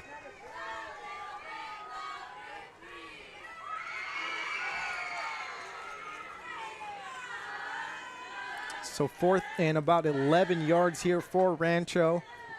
Ball at the 31-yard line of Savannah. Rancho, I mean, it had the momentum there. If Savannah can get a stop here and come back and score, then, that's going to be a big momentum shift. Yeah, we talked about this last week at our game we did last week. Week 0 games, this is week 1. This is the first game for Rancho, and consistency is always the measure of early season games. Is can you be consistent? You got to shake off the cobwebs from a whole off season. Certainly looked like Rancho had that momentum, and we'll see what happens here. And I think it helps Savannah that they did play last week, so maybe it was just a little bit of pregame jitters or some game jitters there at the start and just settling in and getting their bearings straight. Yeah, I'm sure you've discussed this so far in the game, but I think a little surprising, at least from Bolsa Grande's standpoint. I'll tell you that Savannah got a good win last week against one of our teams, Bolsa Grande, 34-28, I believe. Yes. Now, I don't know how long, if they've played consistently throughout the years, but Savannah is 5-1 against Bolsa in the last 6 games. So could be an anomaly from Bolsa last year when they beat Savannah. Well, Bolsa, obviously, the last couple of years has Very been good, on a huge upward trajectory from what they traditionally were the last 20 years, 30 years. Yeah, about 30 years. So Rancho, 4 wide receivers, 4th down and about 11. Gentile drops back to pass, lets one go. It's going to be intercepted by Savannah. That's Jake Dorsey on the interception. Yeah, I guess that's better than having an incomplete pass, right? Yeah, well, to be honest, they just gained 11 yards on the flipping of the field, so. The next game we will be streaming is Pacifica and Garden Grove tomorrow night from right here at Bolsa Stadium. That should be a great game. We're expecting a big crowd. Certainly like that rivalry that has been renewed now. To be honest, I kind of enjoyed tonight's game a little bit more because I can be all Rancho. Tomorrow I'm going to have to divide my loyalty between the 2 teams. I'm planning tomorrow, Dave. I'm going to do it. I'm wearing green. I have to silently support. Perez dropping back. Perez has a lot of time. He might get sacked for the first time tonight here. Yeah. He's good on his feet, but not able to escape that time. Yeah, if you're a Rancho fan, Rancho alum, you know two of the teams that, two of the schools that there's been a little bit of a rivalry with, Pacifica and Garden Grove. So for me, a little bit torn, but subjectively, I think Pacifica has the edge. The Rancho in me, it's going to be 0-0, Dave. Perez lets that one go. Dorsey over the middle. He makes that catch, makes a move, gets away, still on his feet at the 40. Taken down at about the 45-yard line. So Dorsey getting it done for the Rebels. Yeah, I can give you a little inside information on that game tomorrow. Both teams are dealing with some injuries and some missing players, and I think it's something that we don't really know what's going to happen or even have a guess of what's going to happen until they play the game. But I think it's going to be a good, close game. Last year I picked Garden Grove, to win by 2 touchdowns, and Pacifica played them very close. So I'm not going to do that again this year. No, you're picking Pacifica, though, sounds like. Yeah, by a little bit. By a little bit. Dorsey on the carry gets about 4 yards. And Dorsey, Dave, a player who we've been calling for a few years now. Yeah. We've covered Savannah. This is our 3rd year now covering Savannah, so we've covered them just as much as our own schools. We'll take a check. They can be an honorary GGUSD school there with we how go. much they play us. Yep. 4 wide receivers for Perez. Drops back to pass. Has Dorsey to the left side. Perez with a lot of time. Has a man open. Almost an intercepted. Yes. Rancho football. Beautiful play. Intercepted by number 4, Johnny Zoriaco.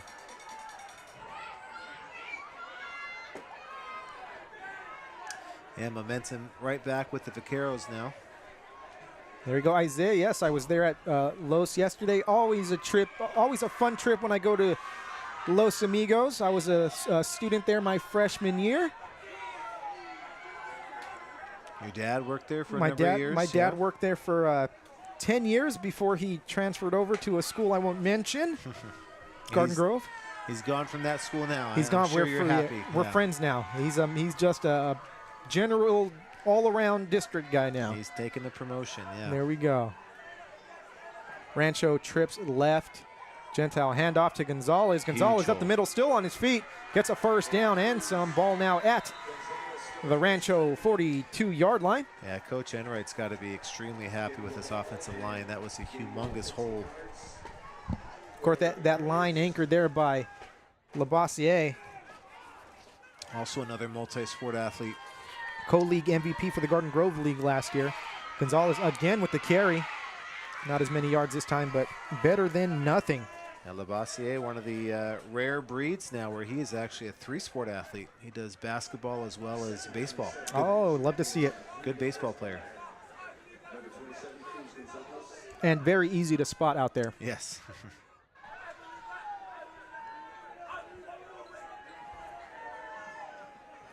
Rancho once again coming out in trips left. Big interception there to kind of negate that last interception. Help the defense out a little bit, give them a little breather. Empty backfield now for the Vaqueros. Gentile, quick pass to the right side. He's got a man open. Oh, dropped. Had it in his hand. That was number 4, Johnny Zoriaco. Yeah, that pass got on him quick. Wasn't quite expecting it right then and there. Led to the drop. Again, throughout the year, they're going to improve on that. And, you know, by the end, when they do that, that timing is going to be there, and that's going to be a nice little play for them. Not used to seeing teams go empty backfield at this level. Good turnout here for this game, Dave, on a Thursday night. Thursday night, 6:30, yeah. Yeah, I've been pleased with Rancho's crowds the last couple of years. I think they have pleasantly, surprisingly filled up the stands pretty well. Gentile let that one go, intercepted. I think it bounced, or incomplete. Dorsey again. Dorsey he's almost a one-man show there for Savannah. It's going to bring a 4th down for the Vaqueros, and the punt team is going to trot out there on the field. See if they can flip the field here, but certainly fortunate that ball bounced. You know, we did see a botched snap on the last punt attempt they had, and we've noticed over the past 2 weeks, special teams been a struggle early on here for our schools.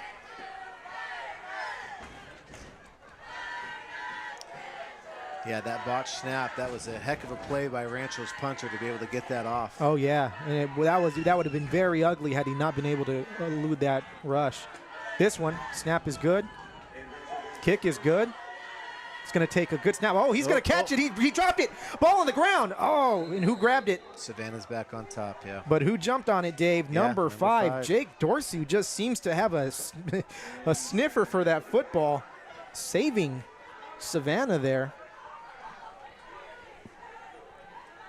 So first down for the Rebels from the 25-yard line. 25-15, Rancho lead. Garden Grove Unified School District High School football. David Mora here, joined by District Athletic Director Dave Mamali.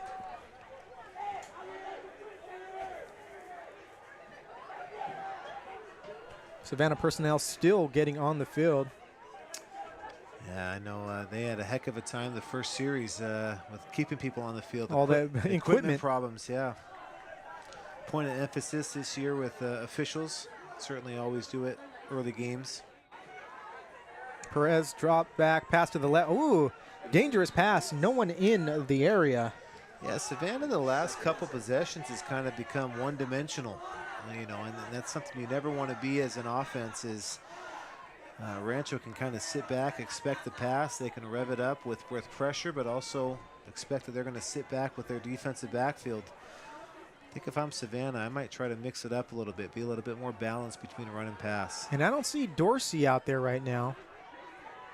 Perez drops back, has some time, looks to his left, lets it go. He's got a man. That's going to be incomplete. Pass intended for a number 4. I believe that's Ramirez. Yeah, Fabricio. His name has been called a few times here tonight. Fun name to say, huh? It is, Fabrizio Ramirez. Yeah. Going to bring up 3rd down here for the Rebels. Yeah, this is, again, ideal situation here for Rancho. 3rd and long. Bring that pressure. Know you're going to get a pass here. If I'm Savannah, maybe this is a point where you do a screen, you do a draw, you do something to come off of that pressure.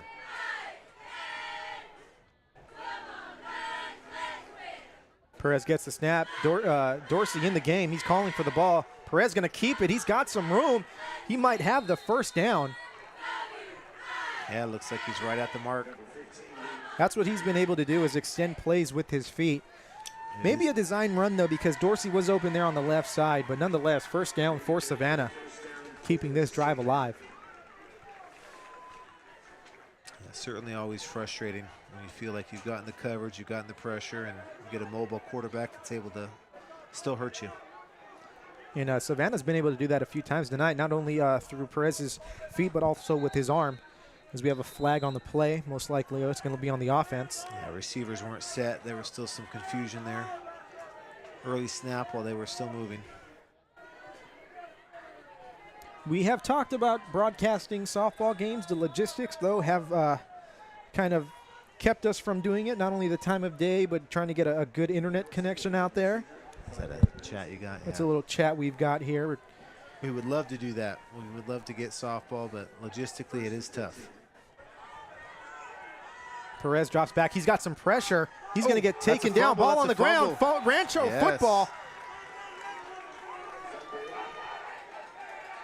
So far, no signal. We'll see if they call incomplete or fumble. It certainly looked like a fumble to me. There we go. It looks like, yep, there we go. And that's Rancho football. Number 75, Labassiere on the fumble recovery.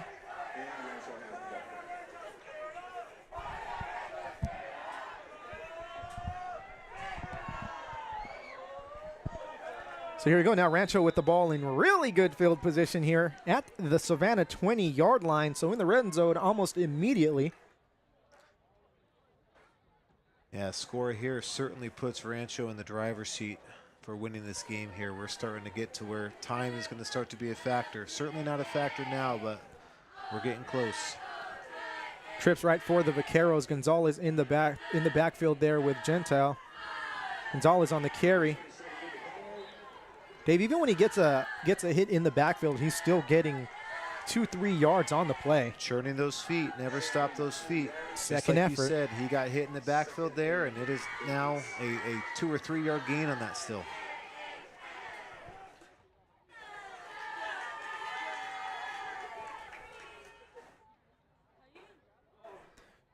You know, don't like to look ahead, but looking ahead to the Vaqueros' schedule here, for me, the exciting game on their schedule is that Corona game.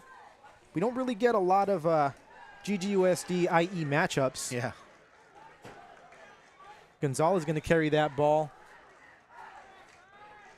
Gain of about 6 on the play. That's going to bring up 3rd down and 1 for the Vaqueros. Vincent got faked out on that one. It happens, Vincent, even with the pros. A good handoff is a good handoff. So here we go. Vaqueros again. Trips right. Gonzalez in the backfield with Gentile.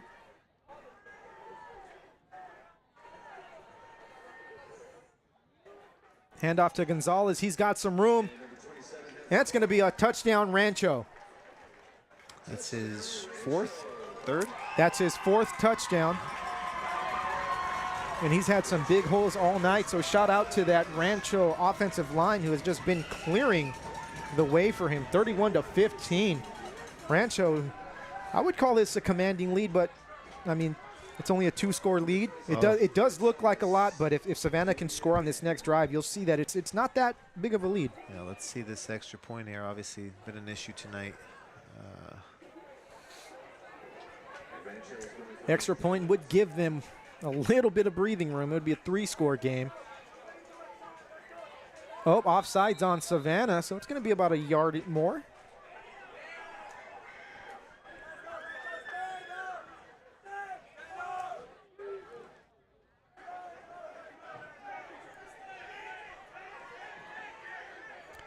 And actually, ball's closer to the end zone.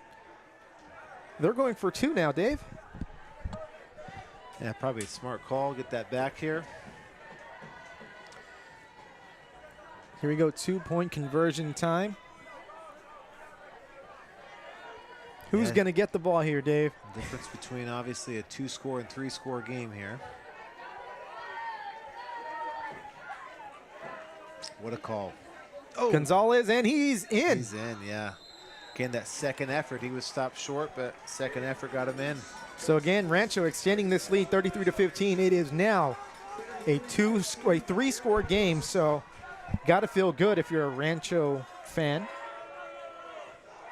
That's 18 points, if my counting is correct. Looks like we have a penalty against Savannah, what it looks like, maybe an unsportsmanlike. Which is going to make that kickoff move forward. And we've seen some squib kicks, a little knuckleballs there. Savannah having some trouble at the start of the game fielding fielding kickoffs. I know we had some issues last week, early season with our broadcast. Even I am still in early season form. I just was checking on scores of our other games for tonight. and finally realize, oh, this is the only game we This have is tonight. it. Yeah, This is. I so- got that right at the start. Last week I didn't. I had Los Amigos playing, or not Los Amigos. I had Pacifica playing on Thursday. Yeah. But, I figure last week the big, the ESPN's bottom 10, right? They do a bottom 10. I would be at that coveted 5th spot for the stream last week. But we're Yeah. bouncing back this week. I mean, We are. I feel Everything's great. Worked well, yeah. We're going to bounce back with 2 great games in a row.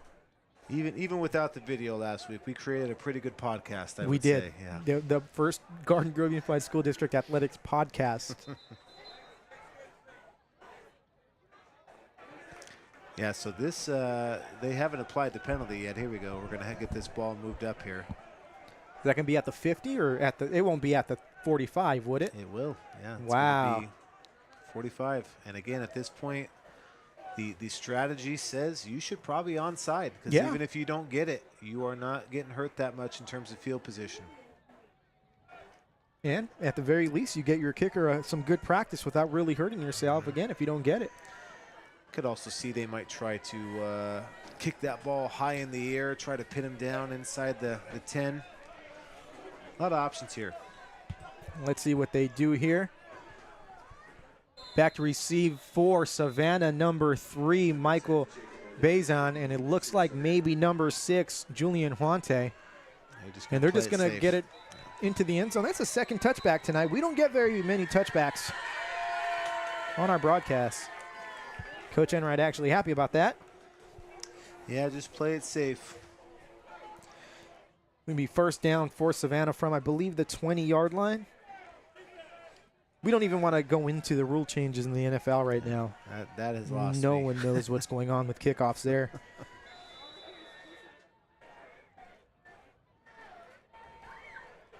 I'm sure all the old timers, Dick Buttkiss and all of them. Oh, they're they just are so rolling angry. around in their There's- grave. Yeah, They are just shaking their their fists right now. Dorsey to the left side. good fill. Gain of maybe 1 yard on the play. I'm surprised they haven't gone to Dorsey on the ground that much this game. Maybe that's just something they should try and do here and see if they can get a little spark going. Yeah, I do think, like I mentioned before, I do think they should have some balance there. It's a good start. Again, you keep Rancho on their toes, not knowing, but great fill by the backfield there. Perez rolling out to his right side, lets that one go, has a man open. That ball is complete, still on his feet at the 45, the 50, the 45. That's number 2 at the 40. Oh, Beautiful great block there by block. number 4. Finally taken down there at the 32-yard line. Fabrizio Ramirez with a beautiful block at the bottom of the screen.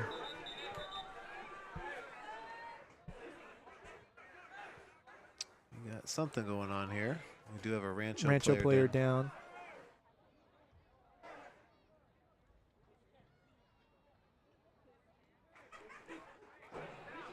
That was the player who made the tackle. That was number 2, Jacob Vasquez. Only a sophomore. Yeah, this looks to be an ankle or a knee. Getting flashbacks if it's an ankle. Yeah.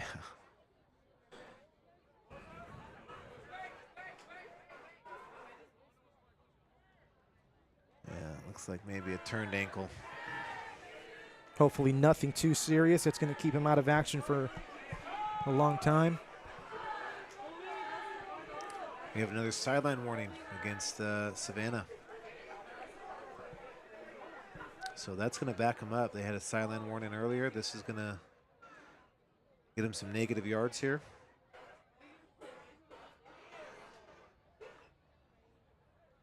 Yeah, that's very memory. That's exactly how I was hopping off that basketball court. He's a lot younger than I am. He's going to bounce back. Yeah. Ankles are always better than knees.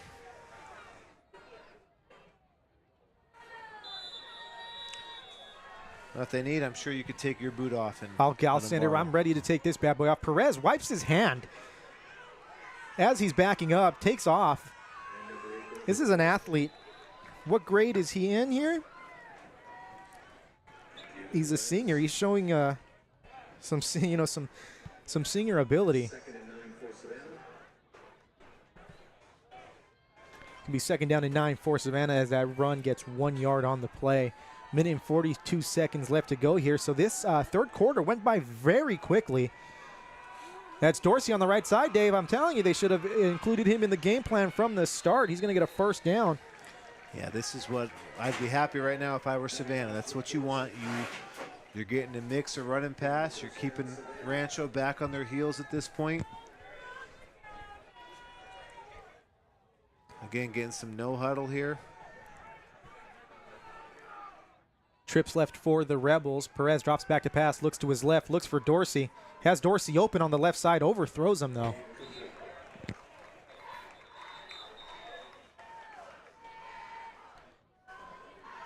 Oh, intentional grounding. No, roughing the passer. Roughing the passer on Rancho. That's going to be first down and some yardage there. Double hand for intentional grounding. There we go. Yeah, I didn't see that.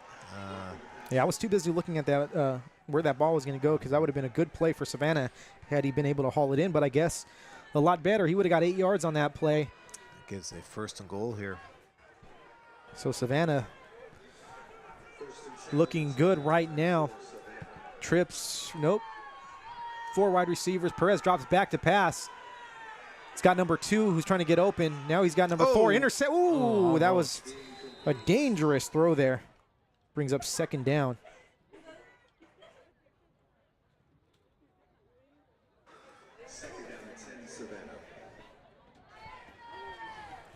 Yeah, sometimes this field position helps out the defense. A lot tighter, a lot less things that are going to be able to open up for you. There's not as much space. Yeah, you can cover more with less. That's where I think Dorsey would be a good asset for Savannah. Perez drops back to pass, has a man over the middle. Oh. Almost intercepted again. It's going to bring up third down here for the Rebels. Incomplete on Savannah. Certainly 4 down territory here. They've got 2 plays out of this. Oh, yeah. Good thing for Savannah. Clock is stopping after these incompletions.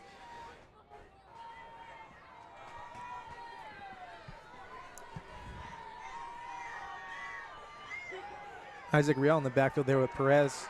Bossier in there. It's going to bring up fourth down. As he celebrates just a little bit. So here we go, fourth down and 10. Clock running now. Let's see if they don't try and let this run down a little bit longer. What's the clock in high school, 25? 25, yeah. Maybe you let it run down. Maybe call a timeout, because they don't look like they're in a hurry right now. They did, wow. A little confusion. This is obviously a big play for them. Timeouts at this point. You got to make sure that on a 4th and goal you are scoring on this. Time's still not a factor. Certainly a good response from Savannah getting down the field right away. And it's not a 4th and goal where it's short. It's a fourth and 13. So it's quite a little bit more room, though, for things to happen and open up. 27 seconds left to go here in the third quarter. Rancho, 18-point lead over the Rebels, 33-15.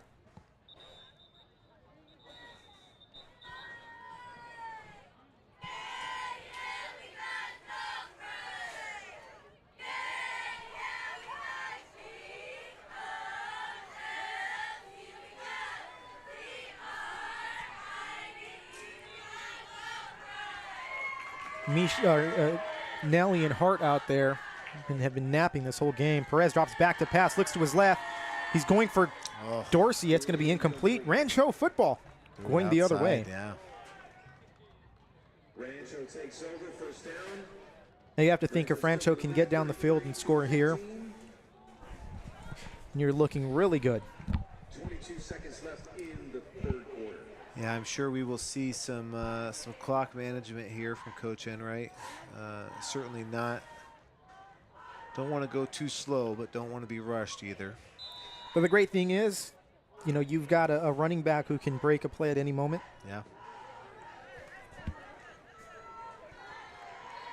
We got Jacob Vasquez, Dave, on both feet right now, walking. So maybe just a little twist, and that adrenaline might help him. No need for him to go back in the game, I would think.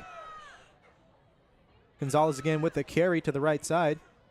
That'll be the last play here of the quarter. And you know what? Rancho, historically a running team. Looks like this year they might be back to that old formula that they had back in the day. They might have the latest in a historically long line of great running backs. Yeah, it's always that backwards thinking that sometimes you spread your formation out to run the ball. You don't spread to actually pass, but you want to open up those holes inside so you can run. Yeah, I have to say last week, Santiago's new offense with that shotgun winged variation. Yeah, difference. A lot of, you don't know what you're going to get, right? It's going to be a drop back pass. Is it going to be a misdirection? I think that's a team, once they settle down and they get things worked out, that's going to be a team that's going to be it's going to be relatively good. I think they started that game off relatively well. Yeah, this is all, again, the leagues are going to be so tight this year that your non-league is really just all about getting better. I know it's always like that year in and year out, but at this point now, anybody can win their leagues because they are going to be so tight and they're going to be so close. If you play well and your opponent doesn't, you got a chance to win. And you couldn't always say that in years past. So I'm excited for the new leagues this year. I think we're going to have a lot of competitive games. I think you can look at your kids in the eyes and say, if you play well tonight, you got a chance to win. And it's certainly what we want. Dave, you know what I'm excited about? I'm excited for you for that potential of a 7-team Garden Grove Unified School District playoff where you get to figure out who gets the stadiums if they all get home games. We do have an order and a rank that goes in there, so I'll fall back to that. But, yeah, if we had 7, we're going to have a Saturday game, unfortunately. So I will broadcast that Saturday. I want a Saturday 8 a.m. game. Yeah, there you go. Well, we got an 11 a.m. coming up here at Santiago at Glover. But I believe that's at Western. Gonzalez again with the carry. Beautiful vision. Look at him just run and change direction, still on his feet. The first man's never going to take him down, and he's going to have a first down. Yeah, this would be a great drive to just grind the clock it out with not runs. running, though, Dave. First down, yeah. Oh, okay, so it stops on the first down? Mm-hmm. Yeah, we'll see here. Coach Enright trying for maybe the first in his career, a 3-0 week. Girls flag football, they won on Monday. They beat Bolsa Grande. They won on Wednesday. They beat La Quinta, and tonight, if boys football can win, he will be 3-0 this week. Not many head football coaches can say they went 3-0. Yeah. Gonzalez again with the carry. I think this is just what we might be seeing for the rest of the night here, and why not? Until they can stop him. Cruz Gonzalez well over 100 yards rushing. Second and 4, getting about 6 yards. He might have been at that in that second half, right? Yeah. Second quarter there.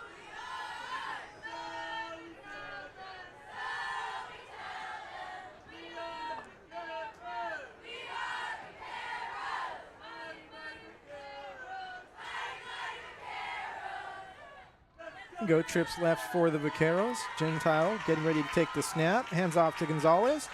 Gonzalez tries to bounce it to the left side. Not much on that one. Maybe a gain of 1. But it looks like he might have gotten his leg tweaked a little bit there.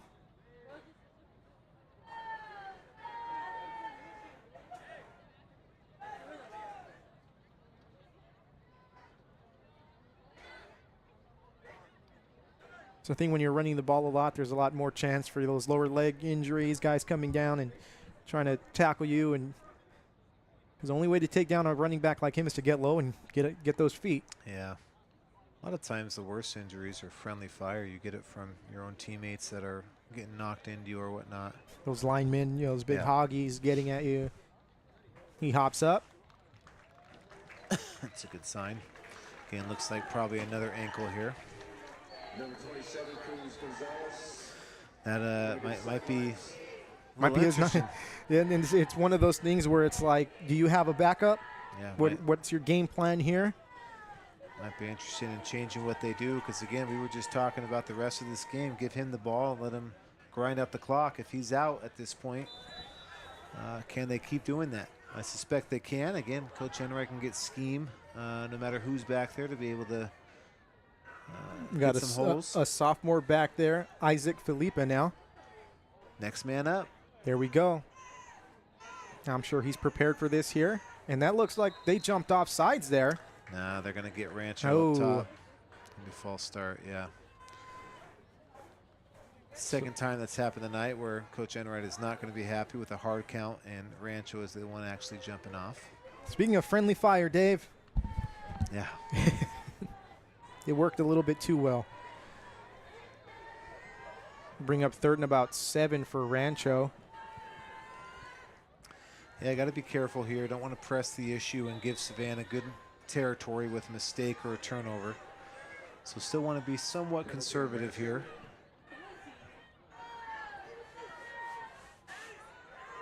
We are in an empty backfield now, although, oh, I'm wrong. Yeah, Sorry. yeah. Quarterback was on Quarterback. the sideline there. So, again, Might have had a wildcat.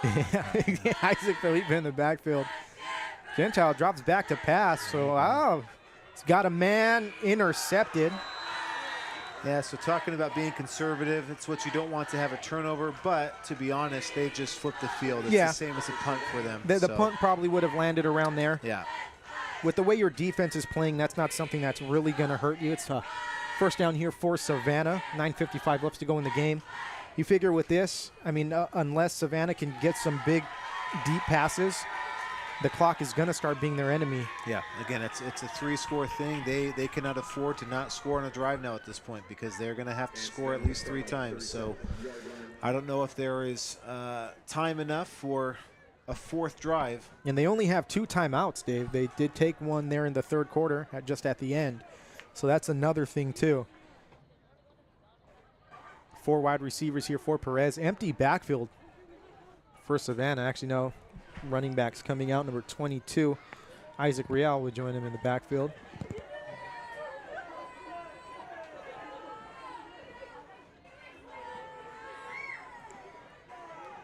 Handoff to Real. Interesting play call here.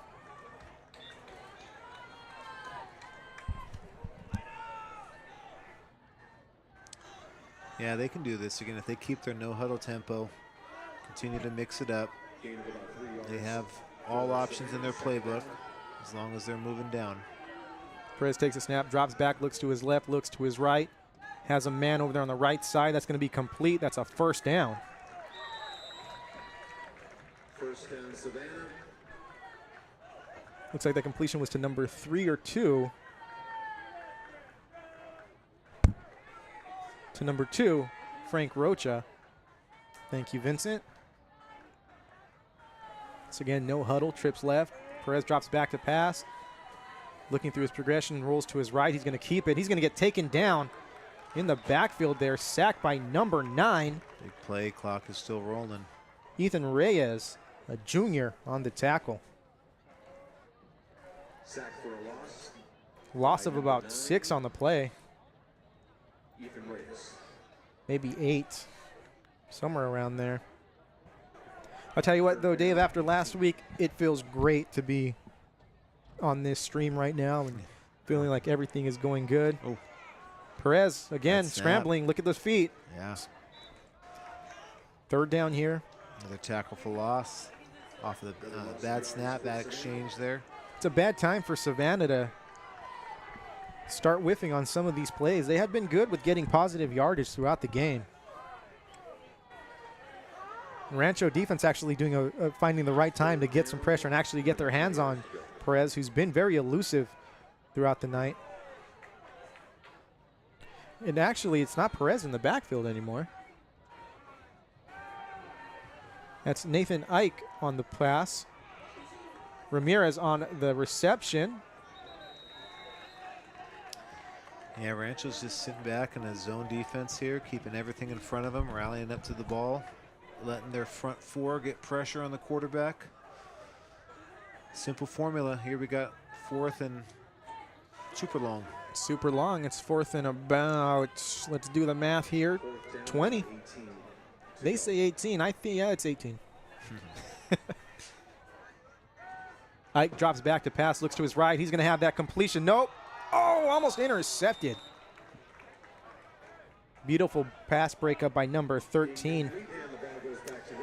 Yeah, at this point, Rancho can seal the deal here. If they can get a score, obviously, even if they can. If they can get a first down or 2 and wind down the clock, this game will be done.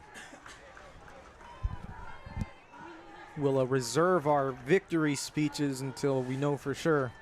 Stranger things have happened in high school football.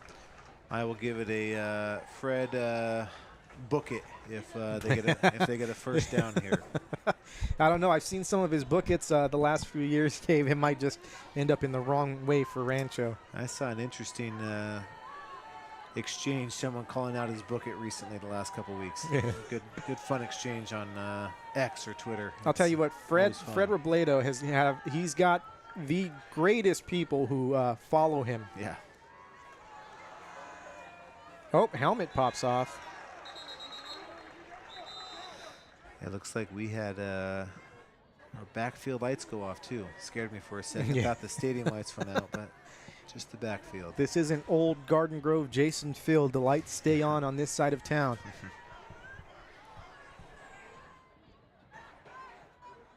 I guess last week at Los Alamitos Western, their lights went out for a little bit.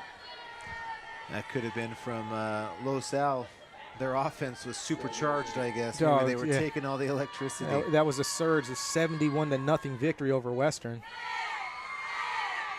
So Rancho still passing the ball. That completion to Ramos gets him some good yards. Brings up third down. A good staple of the spread offense as well, too, is a lot of times you can do a now route, just a quick pass, and it's just as good as a run.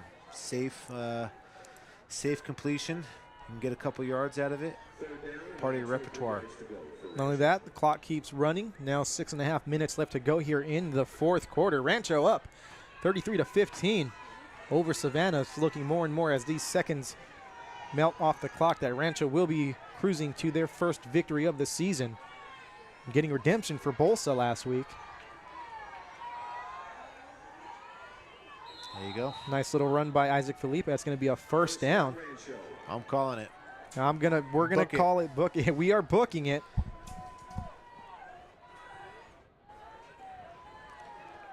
As long as we don't have a pick six here, I think we're pretty safe at this. We're in a tin box. We can't knock on any wood in here. Yeah. Well, let's see. That's particle board. Particle board. Yeah. The clock at 5:45 and counting. It's probably safe to say that it would take a very huge miracle for Savannah to score 19 points here to win this game, or at least 19 points here to win this game.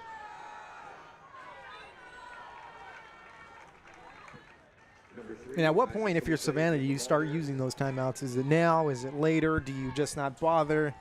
Yeah, it's certainly not now, I don't think. I think you got to get a stop here first. I think if they get a stop and they can drive down and score that next possession, that's when you're using them. You know, props to Savannah though. They are trending in a good direction. They did play this game relatively tough. And we thought that last year when we covered them last year. We thought they looked good, and again they were trending up. Coach Emerson has a squad that by the end of the season they are not going to look the same as they do tonight. That's for sure. Felipe bouncing it out to the left side. He's still on his feet. He's going to get into the end zone. Touchdown, Rancho. And I think that is it. Rancho Alamitos is going to seal their first victory of the season in about 4 minutes and 42 seconds. Another great example there, moving his feet, kept his feet moving the entire time after first contact, led to a touchdown. Great reward. That's a sophomore under the bright lights, not being the situation not being too big for him. So, and I'm pretty sure Cruz Gonzalez is just as excited as Isaac Felipe is there. Now let's see if we can get this PAT in. And the vibe, Dave, I just love the band. That's going to be good. You got it. There we go. All right, that's going to be my sign-off then. I'm going to head on down. I'm going to get a team picture of this victory for Rancho Alamitos. Make sure you're looking for that on GGUSD Athletics. I will be back here tomorrow night. Big game. Big game between Pacifica and Garden Grove. Tune in for us. 6:45, right? 6:45 pregame, 7 o'clock game start. And yeah, we are expecting a great, good, close crosstown rivalry. I don't know if you have mentioned it yet, but we will be kind of a color rush, color on color. I didn't mention it. Color on color, black on red. Very excited for that. So it'll be good. But we will see you all tomorrow night. Thanks for tuning in, and go Rancho. There we go. Thanks, as always, to my partner in crime here, Dave O'Malley, for coming in and bringing some real expertise to the stream. Now he's going to go do his thing once again. Go to ggusdathletics.com. All of those photos will be there for your downloading pleasure for free. Full resolution photos. So Rancho 40-15 lead here on Savannah at the start of the game. If you would have told me it was going to be 40-15 Rancho, I would have been hopeful, but it really didn't look like that. Rancho really settled in and did a great job just throughout the game, just scoring in bunches here. Now 40-15, so a great start for Coach Enright and the crew.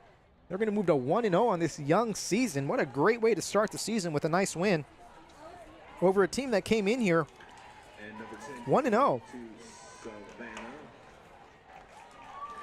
See number 6 on the return. He's getting some good yards. He's still on his feet at the 30. Julian Huante with a nice return. And this is a testament, of course, to Coach Emerson, who probably has a never say quit, philosophy with this team, because they're not. They're still playing hard. They're going to play hard until that game is over, and that was a nice return. It's going to bring up first down here for the Rebels. Ball at the 32-yard line.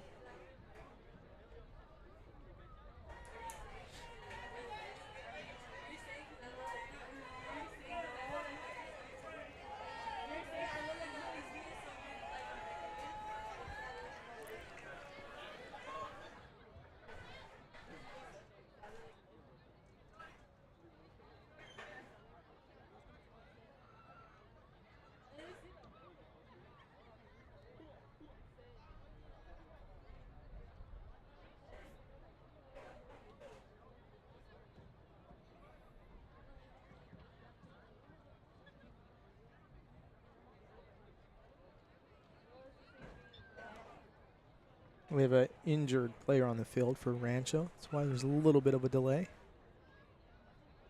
Actually, looks like that is Rancho, yes.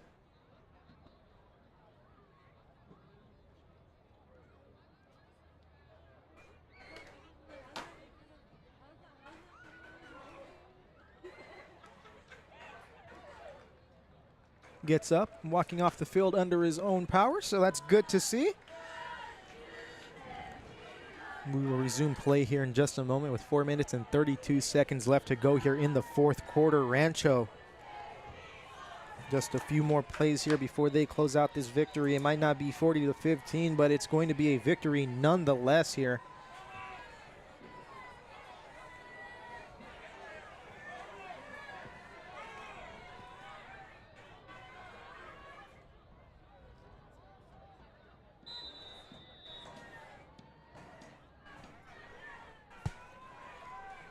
Ike takes the snap, drops back, rolls out, almost intercepted and complete. Great concentration by Isaac Alonso to bring that pass in after it was batted in the air. Completed pass number 10. Isaac Alonso for Savannah. A loss of 2 yards. Good catch, but a loss of 2 yards on the play. So Savannah. And the clock's running, so good for Rancho there. Got flags on the play. Looks like it's going to be on Savannah. It's going to march them back just a little bit more. On Savannah.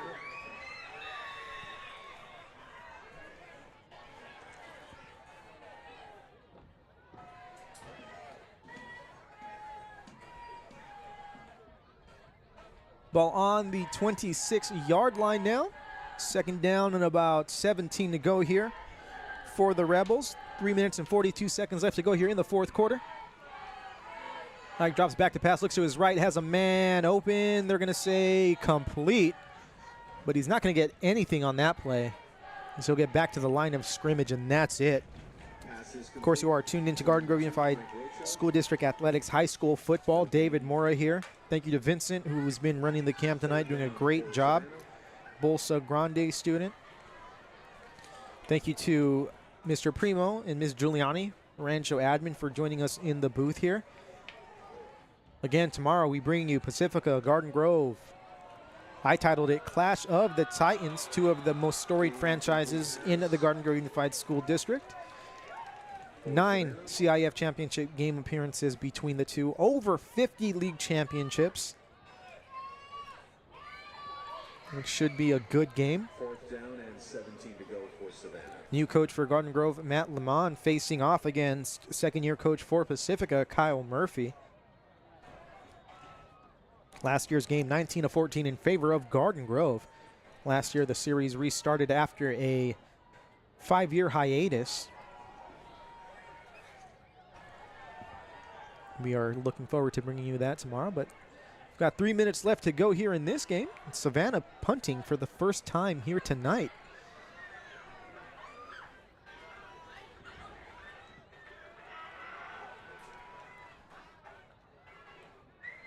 Snap is good. He rolls out to his left or his right. Gets the punt off. No need to be around it. Ball's going to roll to about the 44, 48-yard line. So Rancho will take over first down. A few runs here, and this ball game will be officially over. Theoretically over at this moment in time. Rancho 40, Savannah 15. Thank you to every single one of you who tuned in here tonight. We appreciate you. This is why I do this. This is why I stream. It's to bring you all our athletic action. And hey, we do spelling bees and the band showcase. Timeout Rancho. Without you, well, we would be talking to the air. So we thank you.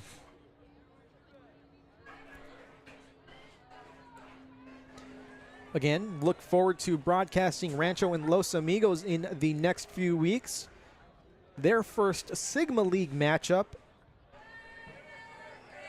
We will also be broadcasting Bolsa Santiago, La Quinta Bolsa, and Santiago La Quinta. And we'll mix in a few games in between then, or in between then here and there. A lot harder to get these matchups solidified with all of these new leagues going on, but we definitely want to bring you our district matchups. Go Rancho in shotgun formation for wide receivers. Perez back there with Gentile. Gentile takes a snap, just hand off to Perez. Perez rushes to the left side for maybe a gain of about 2 yards.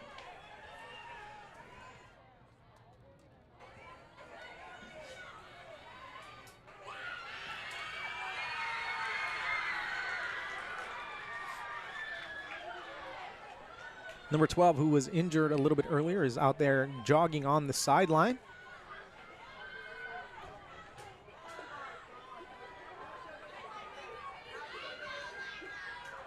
Oswaldo Ramos there on the trainer's table. He looks to be in good spirits, all things considered. Again, for our receivers for the Vaqueros. New running back in there for the Vaqueros. That's a number 24. Let me get a name for you really quick. Anthony Valenzuela. 3rd down Rancho. Rancho just trying to get everyone some reps here. Is now in our running back number 11, Tommy Ta. Getting these underclassmen some reps. Nothing like live game reps. 8 yards to go.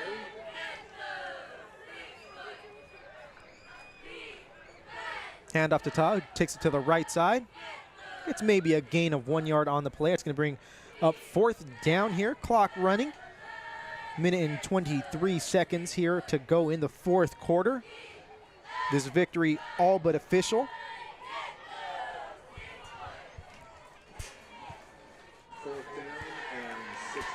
4th down and 6 for Rancho. They're just going to run this clock down as much as they can, maybe even just let it go until they get a flag.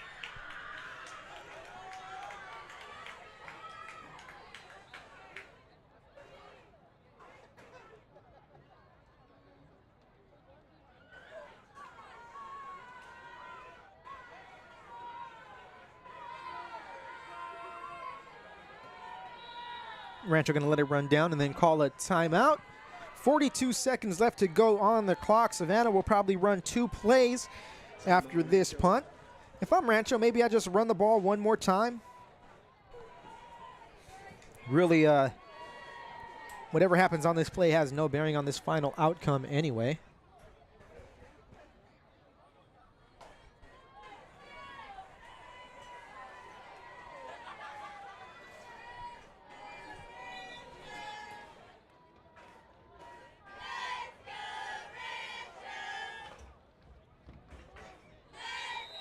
Crowd still alive here. Nothing like Thursday night football, staple of Garden Grove Unified School District. Here you go. Looks like Rancho's just going to run the ball one more time, get a little bit more time off the clock. Gentile takes it, just hands the ball off. Chance Saggio on the tackle there. Savannah's going to have the ball. 37 seconds left to go here in the game. Only about 2 plays left here in the game. Unless Savannah decides to use their last timeout at some point here.